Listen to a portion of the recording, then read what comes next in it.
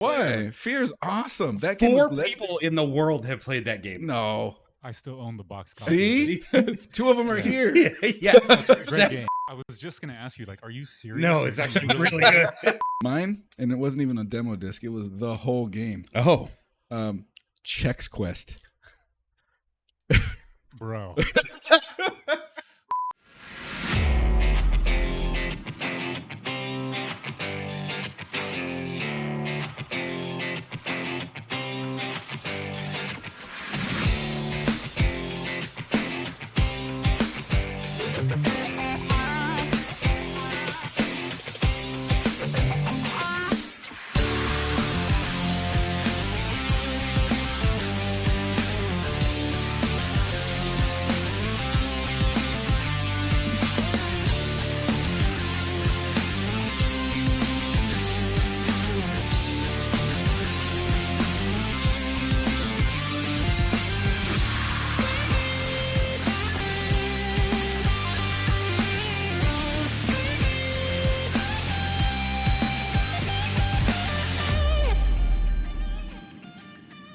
Everybody, we're back with another episode of GTE. I'm Chris. I'm Brandon. And we have a special guest tonight. And I'm Joseph. Yes, it works. Yeah, we need a light on him. It's a little dim.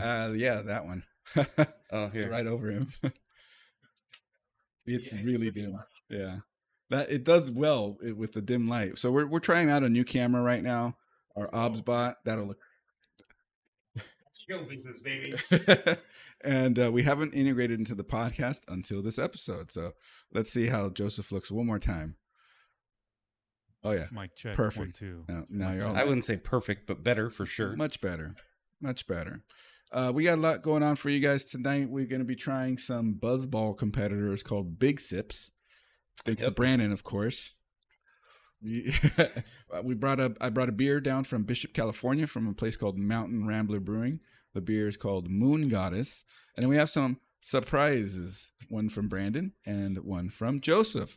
So we're going to be trying all that out tonight, talking about it. We have some topics lined up. We're going to be talking a little bit about what is your worst bathroom experience, public restroom experience. Let me put it that way, actually. That's a little more specific. I think that's needed there. And possibly some other tech-related things. So going to put the technical backing. Great technical evening. Okay. That's it. That's the show. Thanks for just kidding. What are we going to start with first? I mean, we have a special guest, so I think we should start with his special guest beer. That's true. So you guys want to start with one of my agenda items? Yeah. Yes. Yeah. Okay. So Chris already got a heads up as far as... Do we want to do the pour first, though? Yes. Yeah, you guys can... No. Of one that you brought. Well, it's the same. It's actually not a surprise. It's the same exact beer. Either way. Yeah. I say we do the one that you brought first because that's actually a surprise. Oh, okay. Yeah, that's okay. Here we go. Bam. Fat can. Crowler. Is that called a crowler? Called a crowler. Yeah. Okay, what's the difference between that and a growler? A growler is 64 ounces, and a crowler is 32. What's 16? A pint. And what's 8? Half pour. It's a cup. Oh, and then a 4-ounce taster. It's a taster. Or there's a different word for that too. And then is it what? A sifter? Isn't it a sifter 4 ounces? And then what defines a cocktail? I don't know, Chris. What defines a cocktail? I don't know. I just learned it today. So did I. Somebody else who learned it today. A cocktail is an alcoholic beverage that has more than 3 ingredients. What do you think? Anybody disagree? Agree? I know Festizio would, back in our World of Warcraft days, would be like, hold on, guys, I'll be right back. I got to go make another cocktail. So now I don't know if he was making it with 3 ingredients. So where's Festizio at now? Honestly, where's the crew? Anybody at right now? I'm gonna tag them again. Oh wow, there's me in the kitchen. Yes, go for that. Okay, I have had a really go on. Really bad track record of pouring these gigantic fucking beers. Oh yeah, that's true. Shit. I don't know why, but I always have a problem pouring the giant beers. Oh, that's a satisfying pop, though. Oh, should we have? I think we should have tilted it. It might have sediment. It's a Belgian. It shouldn't, but okay. It's a Belgian what? It calls itself a Belgian blonde. And I think that's like an Americanized version of the name because I like Belgians, but I've never heard Belgian blonde, Belgian double, Belgian triple, Belgian quad even. There's a little bit of sediment, but it looks like it mixed fairly good. Yeah. And so to hear Belgian blonde sounded weird to me, but I saw Belgian and I go, I'll do that. I do like Belgians. A little half pour. That was a 8-ounce. These are. Oh yeah, I guess these are. Because it's 32. You can no that would be. We're bad at math here. Because 8, 16, 24, 32. Yeah, there's one more half pour. I know our guest isn't here. You're just used to pouring it that way for Olga. Sorry, not our guest, my wife. Yeah, my wife. I know you were thinking it. But yeah, that would have been her portion. I mean, and my wife. And now it's split it up some more. Yeah. Split it up some more. Oh, I see what you're saying.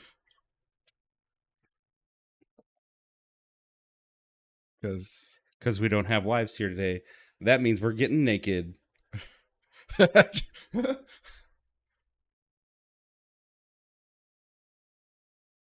at that, guys. I didn't even fuck it up. Awesome. Cheers. Not yet. Oh. Hold on, I need a coaster. Put a coaster down right there. Because it's a cold can. They're loaded in the mag. They're loading the bag. Yep. Yeah, he does. Holy shit. I keep them down there. Oh. I keep them down there. That's what I meant. Yeah, sure. Cheers. Big cheers. Whee! God, that's terrible. That's good. I hate it. He said he liked Belgians too. I actually really like it. It's really good. I was just going to ask you, like, are you serious? No, it's actually really good. Yeah. It's probably not my really favorite good. Belgian I've ever had, but it's super good. Joseph was just like appalled, like yeah, he took one sip and was like, there's no way this is bad. And that's a sign of a good beer. Yeah, it's good. Moon Goddess, it's a 7.2. Yes. And what I thought was cool, he posted a picture of it the other day in Discord when he bought it, but it was made on the 15th. Today is the 17th. It was literally made 2 days ago, or at least canned 2 days ago. Yeah. Which is gnarly, dude, to have a beer that fresh. Yeah. And I really think that shines through. Yeah, for sure. I didn't even think about that. So nice pointing that one out. Yeah. I thought that was the coolest thing about that picture you posted. Was that it was like... I think you commented something like that. Yeah. About how fresh it was. Yeah. Like, that's a fresh beer. I didn't get it. It didn't cross my mind that you meant it that way. All right. So we're having good beers that are pretty fresh. I have something that goes with beers that's also pretty fresh. Oh, here comes the Has Agent surprise. And it's not the one his wife gets. That just did not land. Yellow stuff. Oh! Aha! Devil. No, not Nope. devil. Pickled eggs. Pickled eggs. Fresh pickled eggs from Long Beach at a place called Joe Jost's. Yeah. I'm excited now. These are my favorite pickled eggs on the planet. I wonder, you said, is it chicharrones? More Sizzlack eggs. Most Sizzlack eggs. I'm curious, has Joseph had pickled eggs before? I don't think I have. I don't think I've ever had pickle. Do you want to grab yours? Before. I just put one on a plate for him. I'll wait. You wait. Okay. I mean, I bought 2 dozen of them, so This is bar food. this is bar food. I think you'll dig it. Do you like eggs? I do like eggs. I'm pretty full though from dinner, so I'll get one later. Thank you. Okay, then I'm just gonna eat mine then. Cool. Well, fuck it.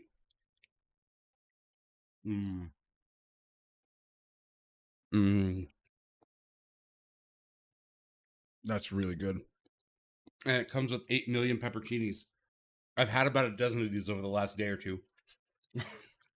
We drove to Joe Jost's in Long Beach, and I got 3 of these containers, and now I only have 2 of them. Okay, this needs to be a normal item stocked at the bar. Mm-hmm.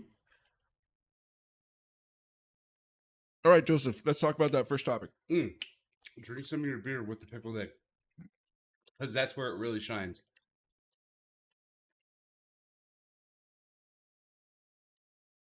Oh, like clears it out. Like palate cleanser almost. No. There you go. There we go. All right, cool. So first item on the agenda. So I was talking to Chris about this earlier. What's the one game? And here's the rule. It can't be an MMO. It can't be like a MMO style game that goes on and on forever. But what's the one single player game you've played that you did not want to end? Because here's the thing. No matter how good a game is, usually I look forward to the ending so that way I can complete it and then move on to another game. But what's the one game you played that you can recall where you were like, man, like I just don't want it to end? I know what his answers are going to be. He knows exactly what I'm going to say. Also, Gato Fett, the eggs are fantastic. Yes, they're really good. I do have to say, though, that the ones that I had in Vegas that were the habanero pickled juice eggs, very competitive to this. Wow, So, very competitive. Yeah. So his answers, can I say them? Yeah. Binding of Isaac. Correct. And maybe Hades. I mean, yeah. Maybe. So, but. Binding of Isaac, for sure. So I think that for Joseph, another qualifier, or I guess, I don't know, eliminator, whatever, criteria is can't be a game that procedurally generates. So no roguelikes? That's a game that procedurally generates. Yeah. So let me re-clarify. It has to be a game that does end, that has. Oh, I guess technically that has an ending. Okay, so so a game that starts and ends, but procedurally generates within it, so that no two times is ever the same run, that counts, right? Yeah, that counts too as well. Like you can have multiple endings. Binding of Isaac has 16 endings, and I have gotten every ending multiple times. I have 1,700 hours in it, and I still play it constantly. I love it. But it is a multiplayer game now. It's technically now a multiplayer game. They implemented multiplayer. Did they integrate the race feature, or is it now just like Secret of Mana? You get to play like together. Yes, like Secret of Mana. Secret of Mana. No, I know what you're talking about. Mexico, but maybe I'm trying to think of like a different game that's not Hades or Binding of Isaac that. Mike's all pointed this way. You're talking. Yeah, about. The way like I couldn't wait for it to end is the question, or like I didn't want it to end. Yeah, like it's such a good game. Like this, I'm mostly talking like referring to games with. I mean, I guess it doesn't. Never wanted it to end. Period. You're like, yeah, period. I wish this game would go on forever. It's so right, good. like the ending is coming. Yeah. You know that there's only so many ways that you can complete it until you've done everything.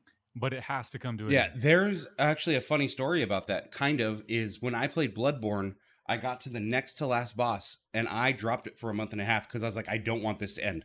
And I couldn't. There it is. You couldn't play more without ending the game. So I was like, if I don't play it, I never beat it, and then it never ends. So Bloodborne, I guess, would be there we go. Answer. I like that because Isaac, like, it ends, but like you can just keep playing it. You just start over. You just start over, and every run is different. So it's like it cheats the rule a little bit. It cheats the rule a lot a bit, I would say. But Bloodborne is definitely that game for me. So I can't say that I've had a game that I do have a game. Terranigma. I've never heard of that game in my life. So Terranigma. Never heard of it. Okay, how about Illusion of Gaia? Yeah. Soul Blazer? Yeah. So those two games are loosely connected to Terranigma. Terranigma came out for the Super Nintendo in 1997, I think. So it was literally like Super Nintendo was done and the game came out. And because it came out at the time that it did, US did not get the release. Really? Well, that happened a lot. It only ended up releasing in Japan and Europe. And so I'm still able to play a version in English that's just official still.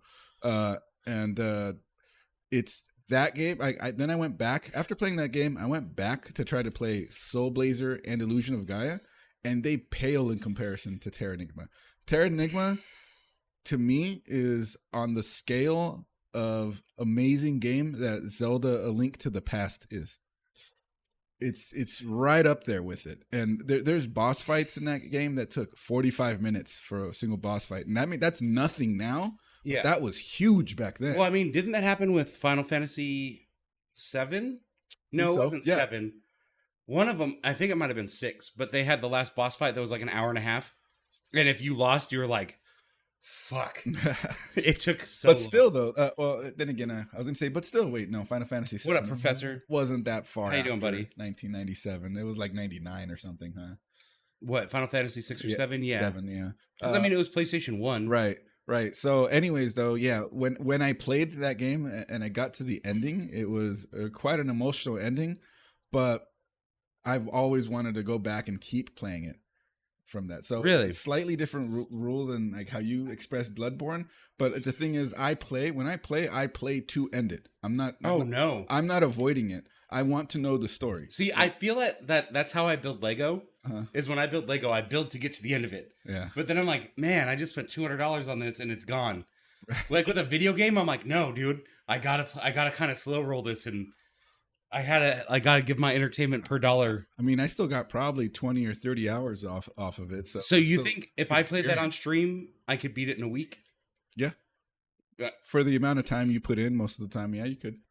But man, if I'm gonna play this on stream. Keep up with the story within an hour, I'll tell you if I hate it or love it.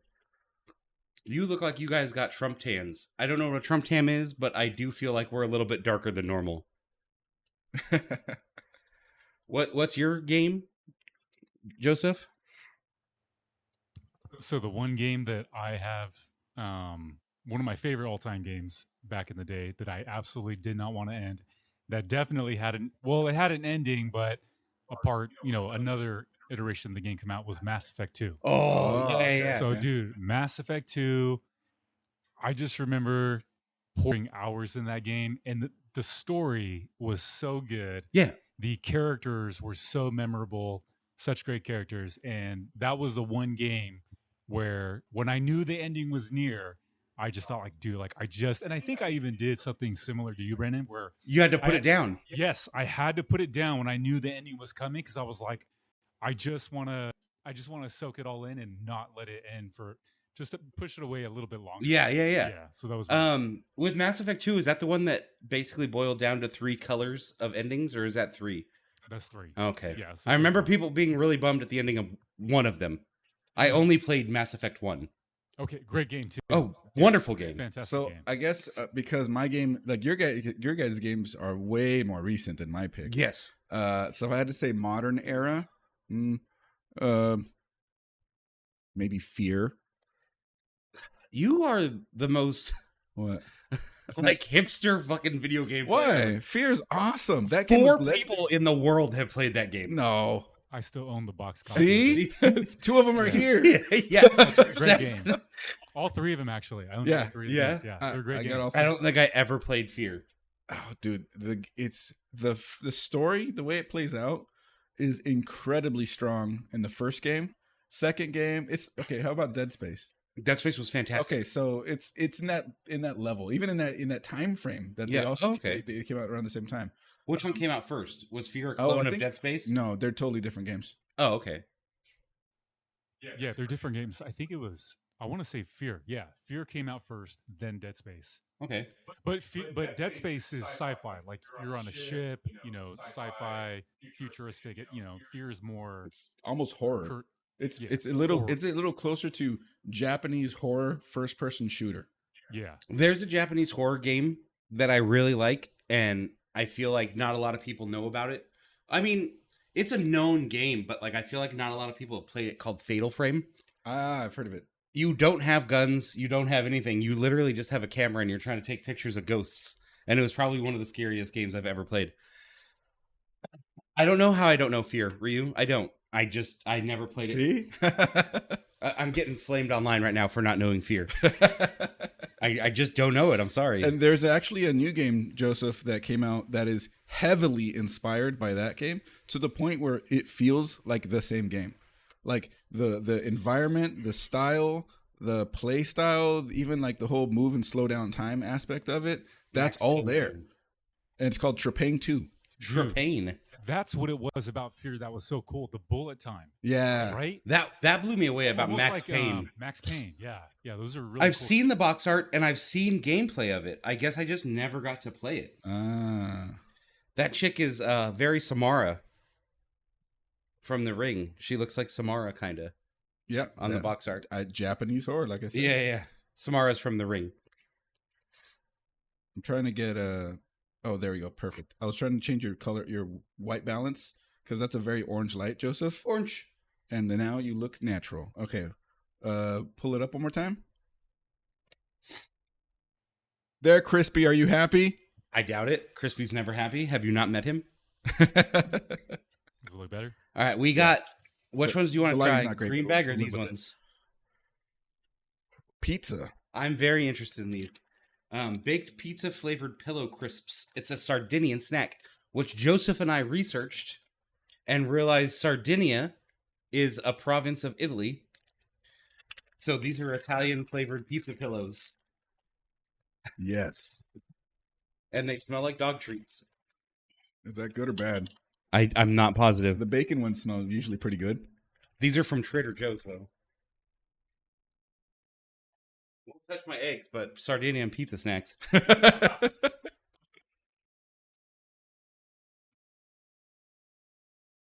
They look pretty interesting. Ooh! Those are fantastic. They taste like pizza egg rolls. They kind of taste like pizza pockets. They're so light. They are very light.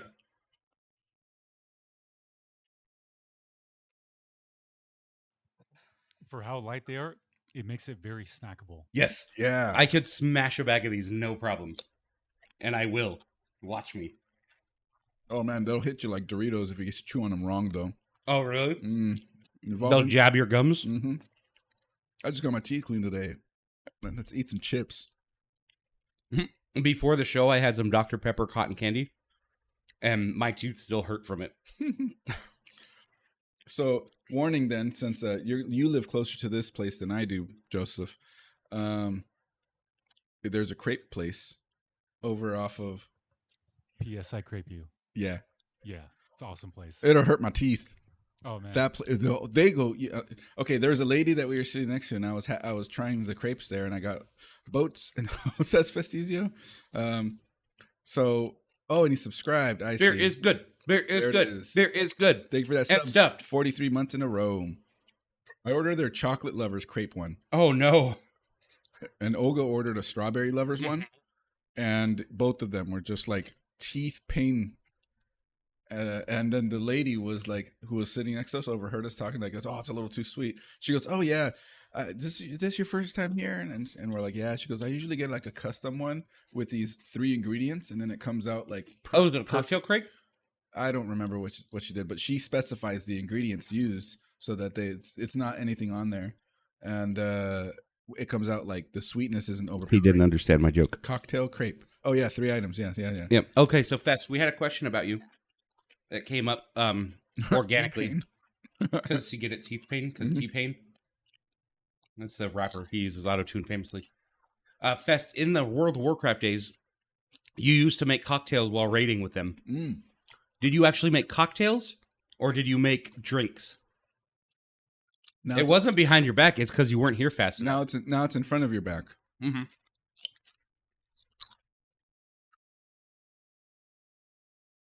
Oh, yeah, Joseph, you can keep up with the chat if you pull it up on your phone. Okay. All right, we got to the next drink, though. I didn't finish mine. Yeah. Shots. Oh, you want shots? All right, we got you, Dylan. That's Dylan. Oh, that's Dylan. Okay. Festizio. Dylan. Mostly just drinks. Yeah, but you would walk away and say, I'll be right back. I'm making a cocktail. Dylan, I need you to choose purple, white, yellow, or brown.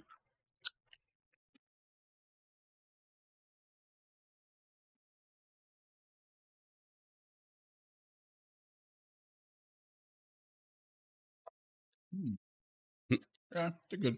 They're fantastic. Mm-hmm. Now, are they better than my eggs? No. No.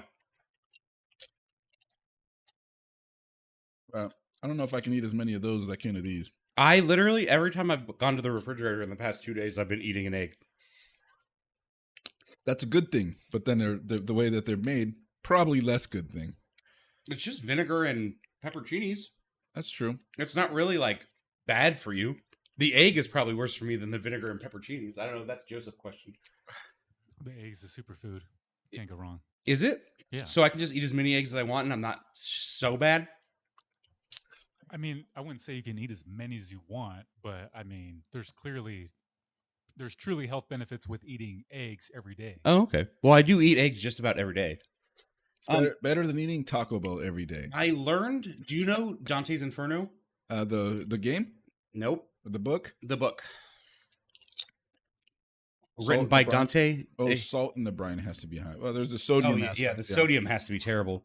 Either way, there's a book called the Dante's Inferno, and Dante's favorite snack, and I just learned this last week, was a raw egg with salt on it. And he would eat one every day.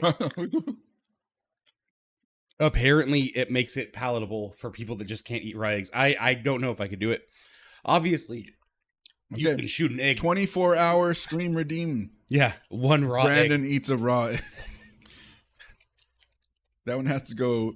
It has to be redeem for a Plinko chance for a spinning wheel chance. I'll just eat an egg. I'll go to Joe Joe's and get more eggs. So Joe Joe's, it's kind of cost prohibitive. This one thing is $24. Eggs.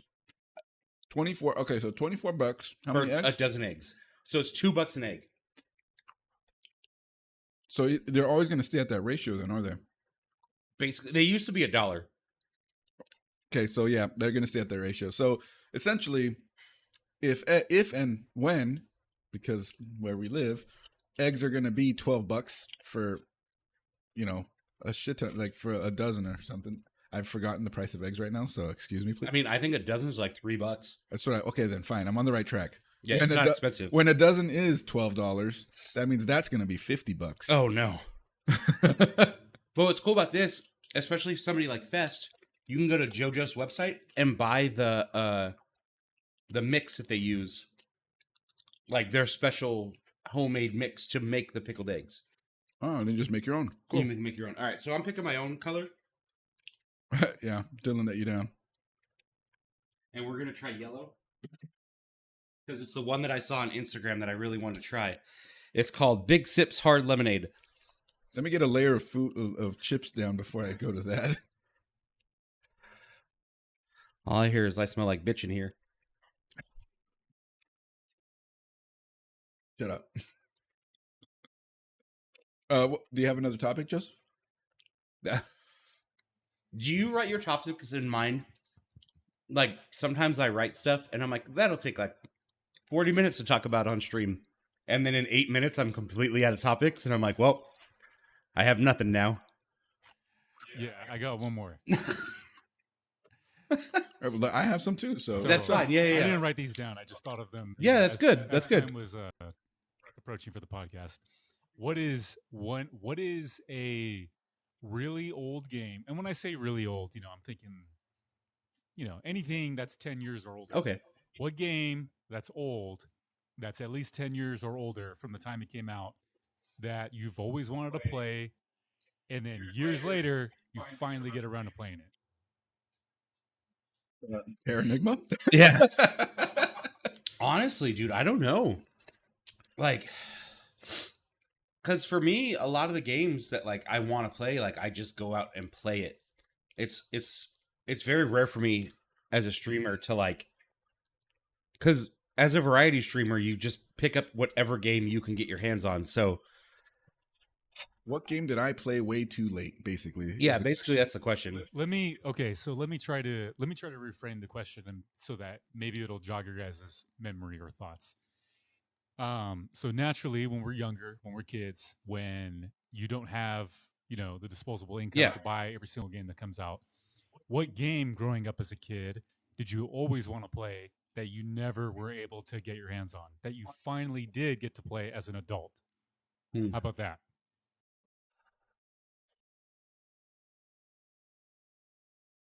Man. That's a tough question, Chris. Well, Chris? Joseph. I was man, I don't know. I guess the Diablo series. Because I never had a good enough computer to run Diablo. Is that an old enough game? Because I've obviously played 3 and 4, but like 1 and 2, I didn't get to play until years afterwards. Yeah, and 2 was a fantastic game. It was fantastic. And I got that game on launch back in the day. Really? Oh yeah, dude. It was so remember like in a previous podcast I talked about the clan I was in? Yeah. We all played the clan I was in, we all played Diablo 2 at launch. Oh, okay. That's pretty rad. Oh yeah, it was good times. Ah. It was great times. I guess then mine will have to be StarCraft. Ooh, good answer. Yeah, because I never played it on launch. I didn't play it. I only heard about it. I played. I used to be in the RTSs back in the day. Command and Conquer, Warcraft. What's crazy is I had Warcraft and the Frozen Throne, and like I had all those games, but I never had Diablo. And I feel like Diablo and Warcraft have the same system requirements. I never got into Diablo, but I've never wanted to get into Diablo. Oh, so I it didn't did. matter. So Like, look at my aesthetic, dude. Diablo is like my thing. I'm gonna try to sit. You don't look like a Diablo. You don't look like you have a child, but you still make terrible dad jokes. No, they're bad jokes. We've established this. Just the D is a B. Yeah, no, it's got to be StarCraft because I've always wanted to get into it, but to the point where I finally did start playing it at your request, actually, Joseph. It never stuck after that. I was past my RTS time.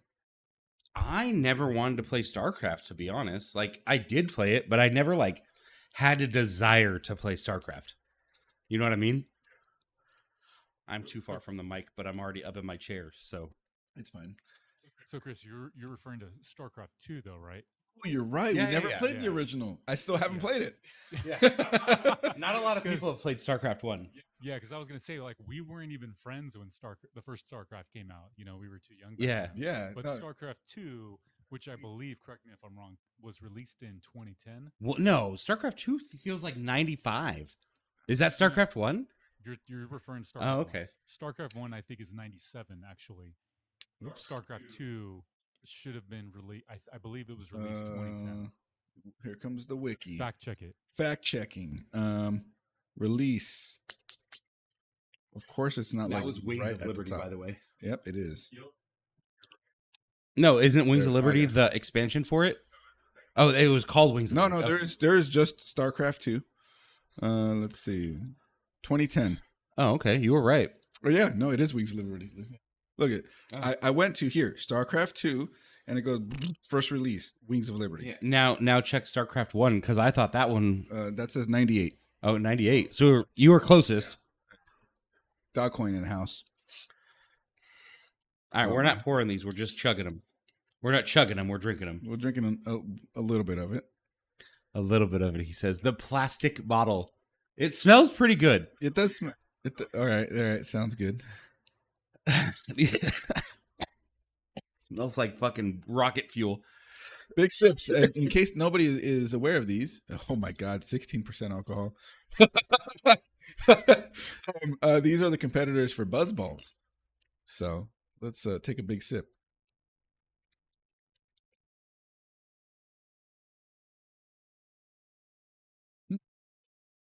Could have fooled me. It tastes like rubbing alcohol with No, lemon in I it. taste it. I was like, Brandon, did you even taste it? Yeah. I don't taste the It made my face hot so fast. It's okay. So it's because you do the whole drink. Well, it's a big sip. You're not supposed to baby bitch It says it on the front. You take a big sip of it. You don't drink the whole thing. Is that it? That's it. You have to come up with a literal name for a drink to compete with big sips called "drink the whole thing." Yeah. I don't know. It made my face hot. It doesn't taste that bad. Take the whole thing. No, Well, then don't bitch. I didn't bitch. You did. You're bitching that I drank the whole thing, Chris. You're bitching about the drink. I am. Only because it tastes like rocket fuel. The big gulp. Big gulp. Big gulp still insinuates one gulp, Also, just in case you were aware, they're plastic. except the top. Except the top is metal. That's weird. Yeah, A chug is not a sip. Air, slow down. yeah. How do you recycle these? Which one does it go in? The people that are drinking Big Sips aren't fucking worried about recycling them. No, They're throwing them in the street and then begging for more money. sure, I get that, but I'm just like from a principle point of view. Like, does it go in the plastic or does it go in the metal? Like, I don't. I would just throw them in the trash. brother, you can get a whole 15 cents in Maine for one. Just in Maine, though. Hey, I have a topic. Well, we didn't hear about your old game, Joseph. Yeah. Yeah, this is kind of a cool story. My game is pretty old too as well. I believe it came out in '95, so you can fact check me on this, Chris. The game. So, first of all, I played a demo of the game. Oh, dude, And demos back in the day. That was Yes. Wait, remember- so a demo of the game, was it a computer game? Yeah, it was a PC. Okay. Because I was thinking in '95 we had Super Nintendo. We didn't have like a demo disc. Like for PlayStation, we had a disc. Oh, dude, you Right. So, like, this is like back in the AOL days when you would get, demos of Doom and things like that. Yeah. Games like that.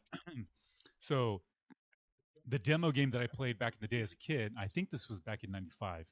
This was Star Wars Dark Forces. That game is so good. I was gonna say, I good. think you talked about that game. Not I did. long ago. Yes. Such a great game. First person shooter, Star Wars. I had it on the Real- 64. Nice. So good. So back in the day, there was a game by LucasArts. Yeah. 95. He said 95. 95. Yep. He knows time. Yeah. This was a point and click adventure game, story adventure game called Full Throttle. Super great, excellent, classic. That's the whole name. That's Star the game's Wars Full Throttle. No. Oh. no. Oh, you're talking about. That's why I said, is that the whole name? Let me rephrase. So there was a game by LucasArts Yeah. called Full Throttle. That was the name of the game. This was a adventure point and click Yeah. kind of Motorcycle game. Really guy. good. You're a I remember that game. yes. I don't I'm remember sure you do. playing it, but I do remember the I'm box sure art. you do. Yeah, it's a motorcycle, gang type of Yeah. game. It's an excellent story, true classic. I believe it's on Steam. Oh, If you man, haven't played it Look and at- you like a good adventure Yeah. point and does click that game, does that image bring back memories? He can't Yes, see it that does. image. He Can you see that image? Oh. Yeah, I can see it. Yeah. Like he knows. Like Yeah, he just knows the image. It's burned into his head. Yeah. So anyway, the game came with a demo of Star Wars Dark Oh, I Forces, see what you're saying. but it was only 3 levels. Yeah, Okay, so as a kid, you um, played the shit out of those 3 levels. dude. Yeah. Over and I have over. I have and good news over. for you. What's up? It's gotten remade. It got remastered by Well, I'm getting and I'm- and this is the part that I like. It was remastered by Double Fine, and Double Fine are the guys who did My Friend Pedro. Oh, I love my friend Pedro. You're Amazing. a little guy and you have a banana that shoots a gun. Oh, and you ride a skateboard, And you ride a and you can skateboard. do tricks while you shoot. even better. It's a pretty fun game. Nice. And the whole thing is, you never know if this is a fever dream because like shit's happening in his head, Yeah. and he's like fighting a I have a couple comments about not Dark Forces and not Full Throttle, but demo discs. Do you remember the first demo disc you got, like that you wanted to get because of a certain game? Dude, absolutely. It was Doom. Oh, Doom. Yeah. DOOM, not DUNE. DOO. Okay, so Doom. Doom 1. Doom 1. Hell yeah. Knee deep in the dead. Yeah. Oh yeah, Yes. I remember that specific campaign and title too. Yes, that was the campaign title for that demo disc. That's Yeah. crazy. Mine was Tony Hawk 2, and I remember skateboarding to the game store to buy the PlayStation magazine that had that demo disc. And then I played it until Tony Hawk 2 came out. Oh, dude, Like yeah. there was one level and there was a level editor in the demo. And I played it for probably 100 hours. Oh, Devolve. Okay. I just got corrected.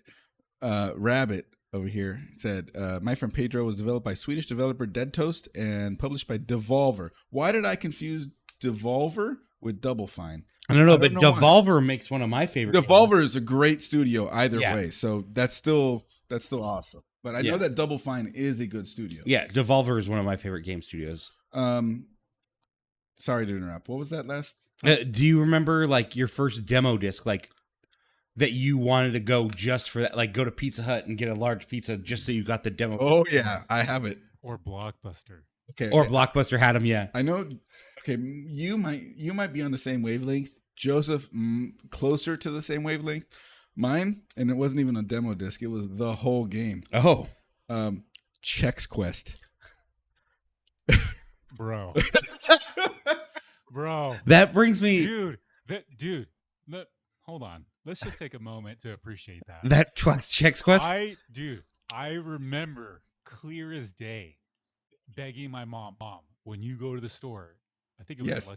Lucky's or something. Same. Yeah, it was Lucky's I was like, please get a box of Chex. Chex, so I could have Chex Quest. And and that wasn't like a cereal I often Never. wanted. It was Never. mostly like, Brilliant marketing by them. Yeah. 100%. They sold 1 million boxes. I remember you know what? And it's funny too. I still have the disc. Oh, Yes. Wonder if it'll run on anything. Like you'd have to probably emulate a 95 Probably machine. probably do something within command prompt to make it go. Something. Yeah. Yeah. Yeah. But anyway, I think it's available on Steam. They remastered Yeah. it. It got, No. it got- Yeah, they No remastered it. way. They did. There's sequels and remasters. No. I'm not joking. Yeah. But anyway, back in the day when that game came out in a cereal. Yeah. And being a kid and a box of cereal back then. $3 at Yeah. most. Tops. Yeah. At like for the high end cereal. Yeah, for the top shelf cereal. But I remember when that came out, dude, and it was unbelievable. It's free. free. The HD remix is free right now on Steam. There you go. Oh, dude, I'm buying He's it. gonna be playing it on his stream. Yeah, I'm gonna play Chex Quest on my stream. Rabbit just added, and this further adds to my confusion from earlier. Tim Schafer of Double Fine Grim directed Fandango was Grim so good. Fandango. Oh, Fandango was so good. I didn't know it was LucasArts. that is hilarious though, because we're I did. Oops, I don't have those running right now. Sorry, Dylan. Solomon in the house. So that's even funnier than that with my confusion between Devolver and Double Fine, because they are connected. Hey, Rabbit, check if the game Sorry, Enter the Gungeon is made by Devolver. I'm pretty sure it is, and if so, Devolver is one of my I've favorite. heard of Enter the Gungeon. Enter the Gungeon is one of the best There is a game. roguelike games. There is a game you have to play, and it's Have getting to, he says. it's getting such rave reviews that I want to play it. And Is it called hold on, A Crab's Quest? A Crab's Adventure? No. Oh, okay. No. Definitely published by Devolver. Okay, cool. I love Enter the Gungeon. Let's see. I probably have I don't want to give 300 this hours away in that. because what was your first Blizzard game?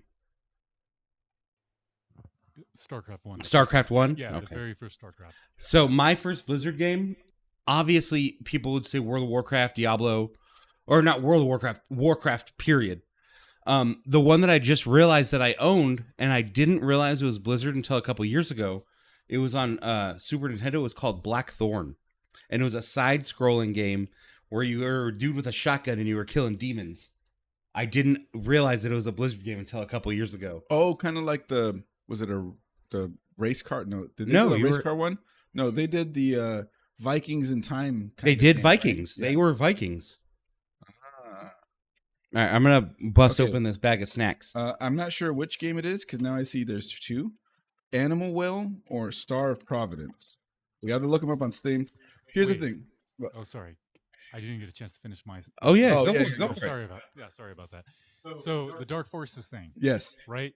So that was a game that was on demo disc, 3 levels. Okay. 3 levels. Played the heck out of it when I was a kid. So as you mentioned, Chris, they actually remastered the entire game. All of Dark Forces got remastered? Yeah, it got remastered. So it has upgraded textures. It's still like MIDI. Yeah, just take the bag. There you go. It's still like has the classic MIDI music, classic sounds, and all. It's still the game, just polished. Yeah, For like modern hardware, which is dope. yeah. So when it first got announced, I was like, this is the day. This is the time that I've waited my life for this. As an adult with an income, disposable income, I go and buy this game to finally play it because for after all these years, other games come out. Did you ever actually play Dark Forces when it came out? Just the demo. You only played the demo. You never got the actual game. Never- Wow, so this is like monumental for you. This is like huge. That's rad. This is one of those things like naturally as time progresses, I could have easily bought the full game. But you just never did. I just never got around to getting it and playing it. So anyway, when it got remastered, I thought to myself, okay, like this is the time that I go and finally buy it and play the heck out of the game. So, but when it got announced, it was like $30 or something like that, and I was like, this game is bound to go on sale. And so I think it got announced for release maybe like in February, March of this year, something like that. And I knew May the 4th was coming. Yes. And I knew when May the 4th all the Star Wars shit goes on sale. All the Star Wars games are discounted. So it got discounted from $30 to $21. So $9 off. Save $9 whole dollars. So save $9. And so, that would have bought him 3 Chex Quests. Mm-hmm. Yeah. So it's so funny. Last night, it's crazy that this was just last night. I just beat the 3rd level and started the 4th level. So this you finally got to a spot in the game that's 100% new to you. 100% new. Never been to the, as I'm playing the game through the first 3 levels, I remember this. Yeah. And finally last night, got to the 4th level, and it was like, okay, like I'm finally playing the game as a kid. Yeah. I've always wanted to play. Now I'm finally getting That's crazy. So that's why that's playing this game and revisiting it. The remaster made me think of this whole question. Yeah. To bring it that's up. crazy, dude. So my answer with Chex Quest was kind of a cop out because it's not a demo, but I had a subscription to ODCM, Official Dreamcast Magazine. You are the only person in the world that's ever even read that magazine. I would even write to them. Oh, They no. would respond to my questions. Yeah, of course they would, because you're the only person in the world. New snack. A new snack from right now. Corn and rice puffs from Trader Joe's. No, it was in focus for a second. Good enough. They're actually freaking good. They're freaking good. Pretty good. Yeah. So I'm on board with Trader Joe's snacks. This is better than the jalapeno flavored hot Cheetos. Yes, agreed. Yeah, those ones suck. So then I guess it's hard for me to actually nail one down then, I guess, because I would get a new demo disc every month. Yeah. Through the magazine. With my Dreamcast, I had it for about a month. Well, I had it way after the fact. Oh, okay. You got a $50 Dreamcast. I mean, I think I paid $40 for it at the swap meet. Oh, okay. You had it even after it was done. I had it way after to where demo discs were irrelevant because my Dreamcast, it stayed open. And I could just put whatever game I wanted in it for free. Yeah. There's the way to defeat it. This is how Game Shark or whatever. This is the technical part of Great Technical Evening. It's not that technical. You all you do is beat the region lockout by putting in a disc, and it boots off of that disc. And after it's booted off of that initial disc, you can take that disc out and put any other game you want in, and it will load a game from any region. Look, I'm sure everybody in this chat remembers the heartbreak after downloading a full song off the internet for 8 hours. Like one whole song. Do you remember that? Yeah. Yeah. Try downloading a fucking Dreamcast game for 4 days and then having it go fucking corrupt at the end. You're like, I finally got Abe's Odyssey. Yeah, you got any pirated game stories, Joseph? That's one thing I never really got into. He never sailed the seas? Wow. Never sailed the seas. I mean, I played those games at friends' homes that have sailed the seas. So to speak, Yeah. But yeah, myself, I have not. Other than Chex Quest, can you remember any other good game that came with food? Because I have one. I like that question. Because I have one that's one of my all-time favorite games that came with food. And once I say it, I think you guys you'll know what I'm talking about. Burger King at one point had games that came out for the 360. And one of them was called Sneak King. And you would sneak around as the Burger King and try to steal hamburgers from people. And it came out on the 360, and it was the funnest thing on the planet. I would just get super stoned and play sneaking for hours. But it came with my Burger King meal. Oh. Do you not remember that at all? Really? I didn't have Xbox. My console days stopped. Oh, yeah. He had Dreamcast and ColecoVision. No ColecoVision. Wrong era. I barely remember an Atari in the household. My parents, I have a story about Atari. It's a stupid story, but it's a story. My parents saved for a long time. So there's an Atari. There was an Atari 1200, 2400, and 3600, I believe. that I could be wrong about those bit rates, but I remember they saved up for like the big one before it switched to Nintendo. Okay, so then not the TurboGrafx 16 actual Atari, right? It was an Atari 3600. It was like the last one of the. My bad. Jaguar was Atari's last console. Yes, but Atari, Atari's last console as Atari was 3600. Oh yes, okay, yes. It was an Atari 3600, and my parents saved up for a long time. We lived in a mobile home. We were on food stamps. I had a pretty poor childhood, and they saved up for so long to get that Atari, so my mom could play Centipede with the rollerball. She had the rollerball joystick, and we had it for 1 week before my dog peed on it. And it fried the whole fucking thing. But my mom played Centipede for hours on that little roller ball, I remember. Dude, can we just say that must have been... Oh, it was devastating. Yeah. Devastating for her. She cried. Oh, yeah. Cried. How can you not cry? Yeah. And that's when they only came with one controller back then. Yeah. Like that was and I'm pretty sure that thing was like $450, $500. In like those times. Yeah. It's crazy. Like I can't imagine I was older than 6 or 7. Like at 92? No, because I was born in 84. Oh, okay. So it had to have been 90, 91. Yeah. And like I remember they got it and they were so excited. And I can't imagine we had it for more than a week. But I think it's awesome that your parents were excited for a console. Yeah, my parents were excited for, I don't know if you guys remember, there was a store called Warehouse Music. Yeah. And it was the competitors to Blockbuster for a long time. And they used to rent video game consoles.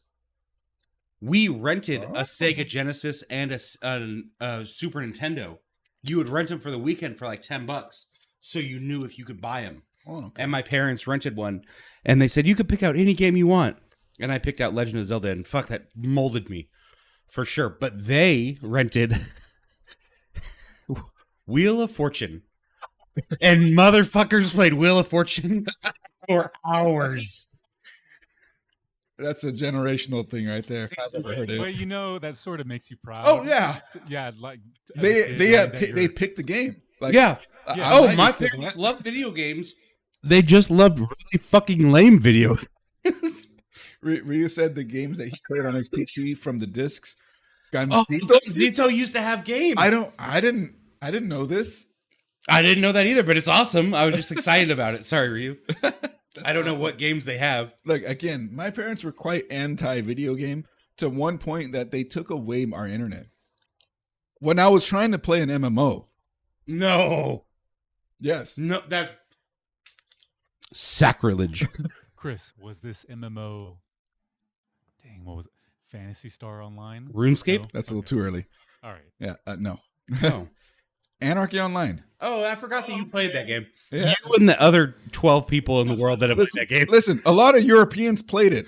Yeah. And I... Where in America, you stupid fuck? That's how I learned GMT -8, okay? Yeah. But specifically, it was an... I will never forget the experience of being logged into that game when Americans found Saddam Hussein. Oh. For the sentiment that seems to be prevailing right now, that back then was like, hell yeah, America, from every other country. Fuck yeah. It was awesome to see that in the chat in that game. All the Europeans are going crazy for it. Here's a question, and I know we're shooting questions off a million miles an hour. And Joseph, I'm sorry if you don't get a chance to answer. Have you ever left your system on either overnight or multiple nights because you couldn't save your game? And you had to, you had no other way but then just to leave it on. Anarchy Online? Well, I mean, Anarchy Online, save your game on a server. But look at this. All right. What did he say? We died 51 hours in honor mode. Oh, I'm so sorry. I'm so sorry. Imagine total party kill in Dungeons and Dragons, Joseph. I don't know how familiar. Wait, say that again. Total party kill Dungeons and Dragons. Okay, he doesn't know play Dungeons and Dragons. Final Fantasy. Okay. Yeah, see, Balsonic knows. Yeah, there you go.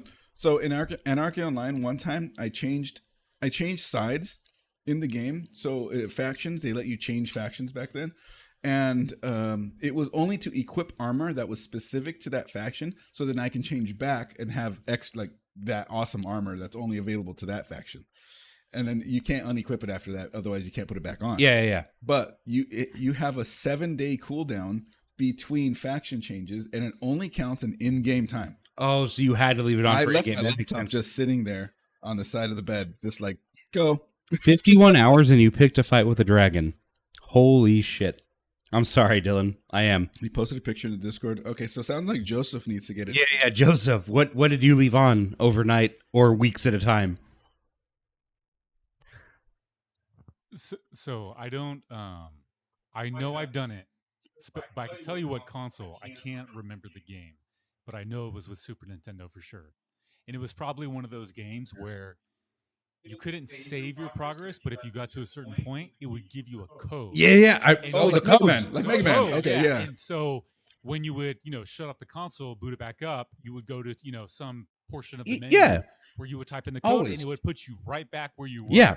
And so I remember playing a game that had that type of save, functionality. I would say all the games that came out for Super Nintendo in the first half of the console's life were like that. Yes.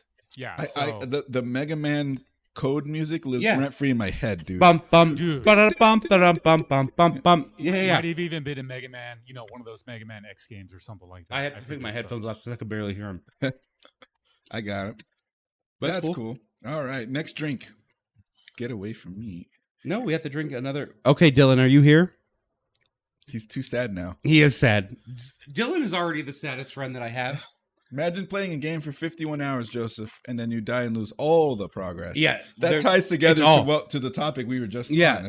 They were playing Baldur's Gate 3 in a mode called Honor Mode, and if you die forever. So he's 51 hours deep and just died to a dragon. A dragon of all things. It's like the thing you should not fight in Dungeons and Dragons. Like that's in the name. You know what? I believe Diablo 3 has a mode like that. Where if you die, it does. Yeah, it's called. Done. You're done. It's not hard mode, not Iron Man mode.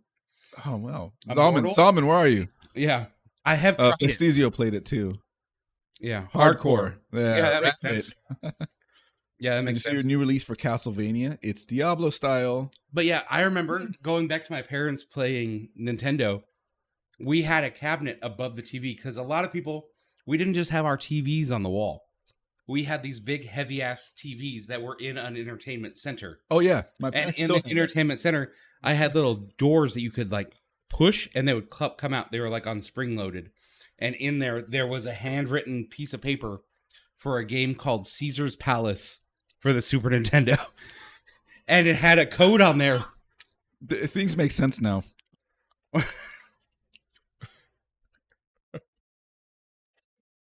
Yeah, things make sense.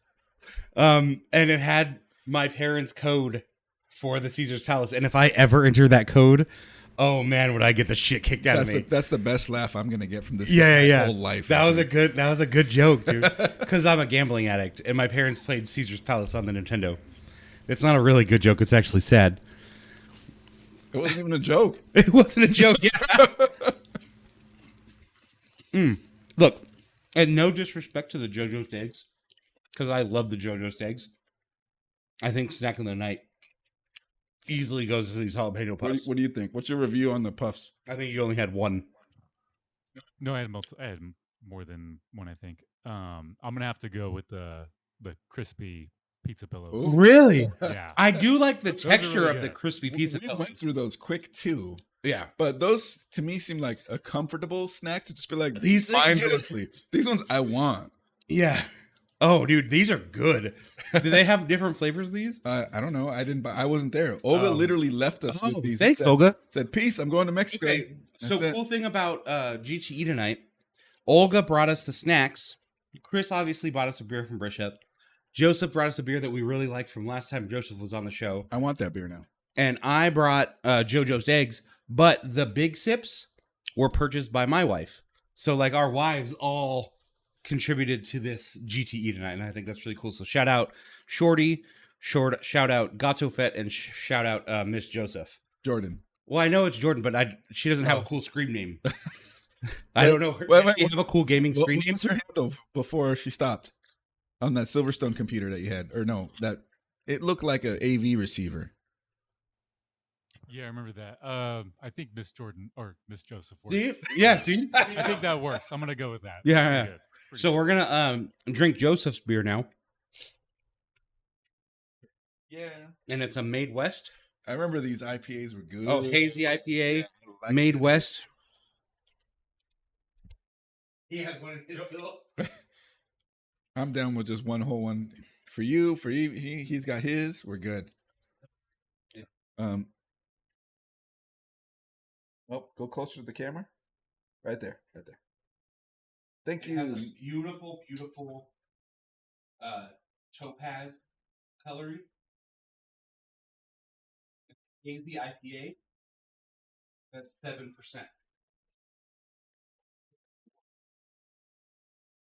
Hell yeah. I kind of wish I had more of We that. did that on cue. That's kind of rad. On sync. And it can't be clipped because the NVIDIA suppression killed it. Oh no. I don't know if I could drink a whole ass beer. You don't think so? I mean, obviously I could drink a beer. You've seen me do it. There's still more in the can, This too. hazy is thick, dude. Joseph went for it. All right, cheers. Yeah, we got cheers. Cheers.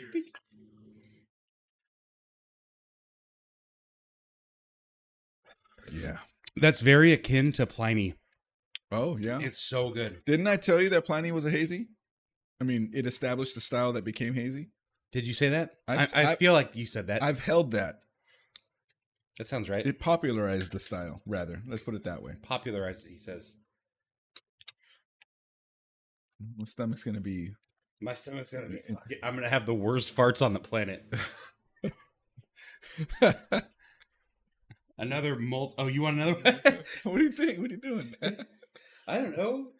You took my water, I take your egg. True.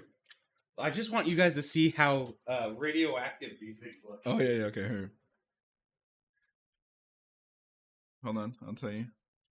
Right there. They're pretty radioactive.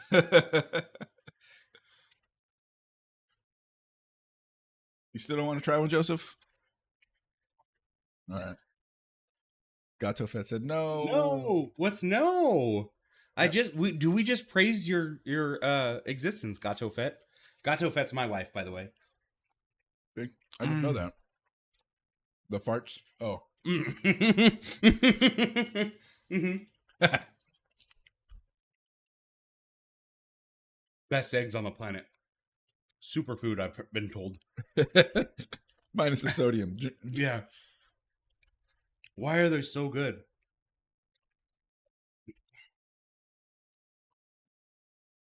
I'm gonna Dutch oven the shit out of my wife tonight. Between me and my stupid dog, we blow her out of the bed every night. You and the dog. Not even, you couldn't write that kinetic timing. My dog has the worst farts on the planet. Like, I've never smelt farts worse than those dogs. All right, back on topic. I think we're on to mine now. Oh, no. Joseph has the best topics. That's why we've named him producer. I know. We all know that Chris is good. I'm good. What the hell are you talking about? He has no idea what he's talking about. Condolences to Gato Fett. Right.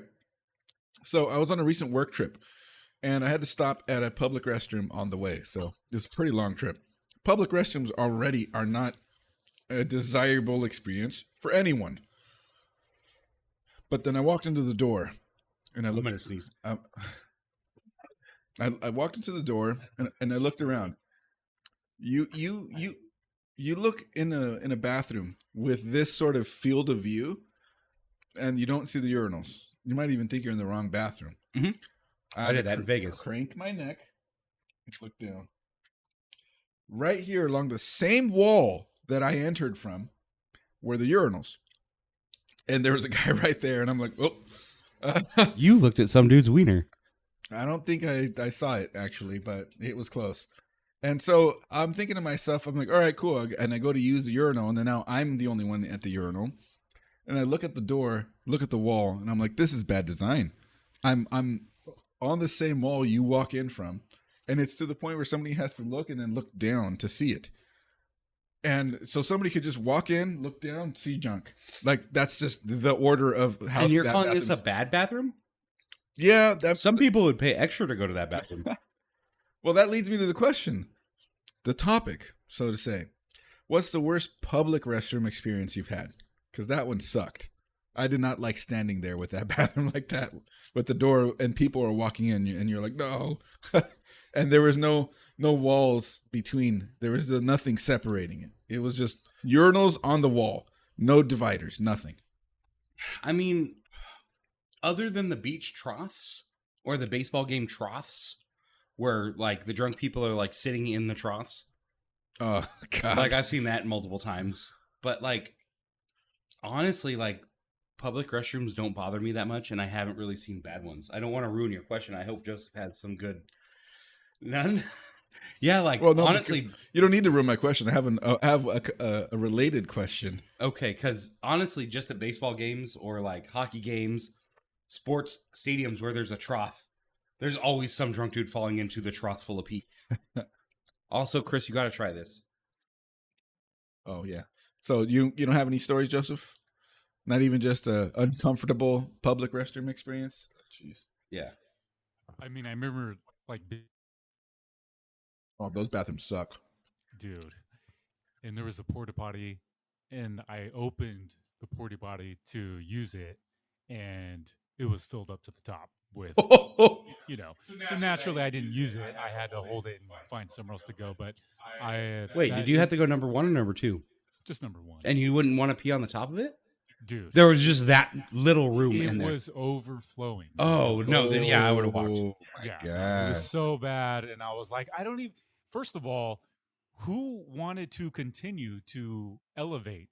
You know, the amount of Who's waste the that was in last there? person to poop in Like, there, who was right? the last? Like, yeah, it could keep going. Like, Yeah, you know, we'll keep they this got going. room. Yeah, so that was probably the worst one. But naturally, I didn't use it. Yeah. I moved on and found somewhere else. All right. So then, Speaking of porta potties, I didn't think of it as a public restroom, but once you said porta potties, it jogged my memory. yeah. I used to work at a place called SC Village. It's a paintball park in Chino, California. Just dox them. I don't care. I mean, that's fine. I Yeah. used to work there fucking 15 years ago. It's fine. It's the most famous paintball place in all of America. And burn it to the ground. And yeah, please. Either way, I was there and I was working there. And one morning, I went to the porta potty because there's 2 separate sides of the park. One has a legit bathroom that's run on a well system, and one's a porta potty. I went to the porta potty to make my morning poop, and I went to go sit down, and there was a black widow that crawled out from underneath the seat, and I just didn't poop that day. I was like, I don't have to go that bad. That's a Ren and Stimpy scene. Like 100%. There's a Ren and Stimpy episode where like Stimpy's going through the desert and he can't poop and he finds a porta potty and goes pushes so hard a spider comes out. And I was like, nope, I'm good. Scared it back up in there. Yes. Was at a music festival in August. Oh, that already just made me gross. You see, Chris, this is the part where you would pull up the video to show it. Oh, sure. Yeah. At a music festival in August and had the same experience. Opened the door and it was literal mountain of shit 4 to 5 inches above the seat. Oh. Just blue poop 4 to 5 inches above. Then I wonder then when he's ice fishing, where does he go? Does he just make another hole? Don't you just poop in the ice? Is there another hole? Yeah. The paradox sucks. Yeah, Fess, when you're ice fishing, don't you just poop in the ice? Like, doesn't it sink? It's called Mount Gato Pet knows. We call it Mount Vesuvius. That's funny. So the related question is, and this I found out in conversation with my wife, and realizing that she's not the kind of person that can go anywhere. You want to be comfortable where you go, doors shut. Even the fact Bucket that with a bag. Oh, okay. Even the fact that there's a door is already like, oh, that's what you need, you know, like, and I'm like, I'm standing next to this dude pissing in a trough. Like I'm like this is why guys can go and like have the comfort most of the time, always exceptions, sure, to be able to kind of go anywhere. And and you know, I think women don't have that. Except for my friend Shelly, every girl I've ever met needs a door. Obviously exceptions, but it kind of proves my point. And it's just like, yeah, like public restrooms are a thing for us, and less like I'd like to go to a restroom where everything was a door.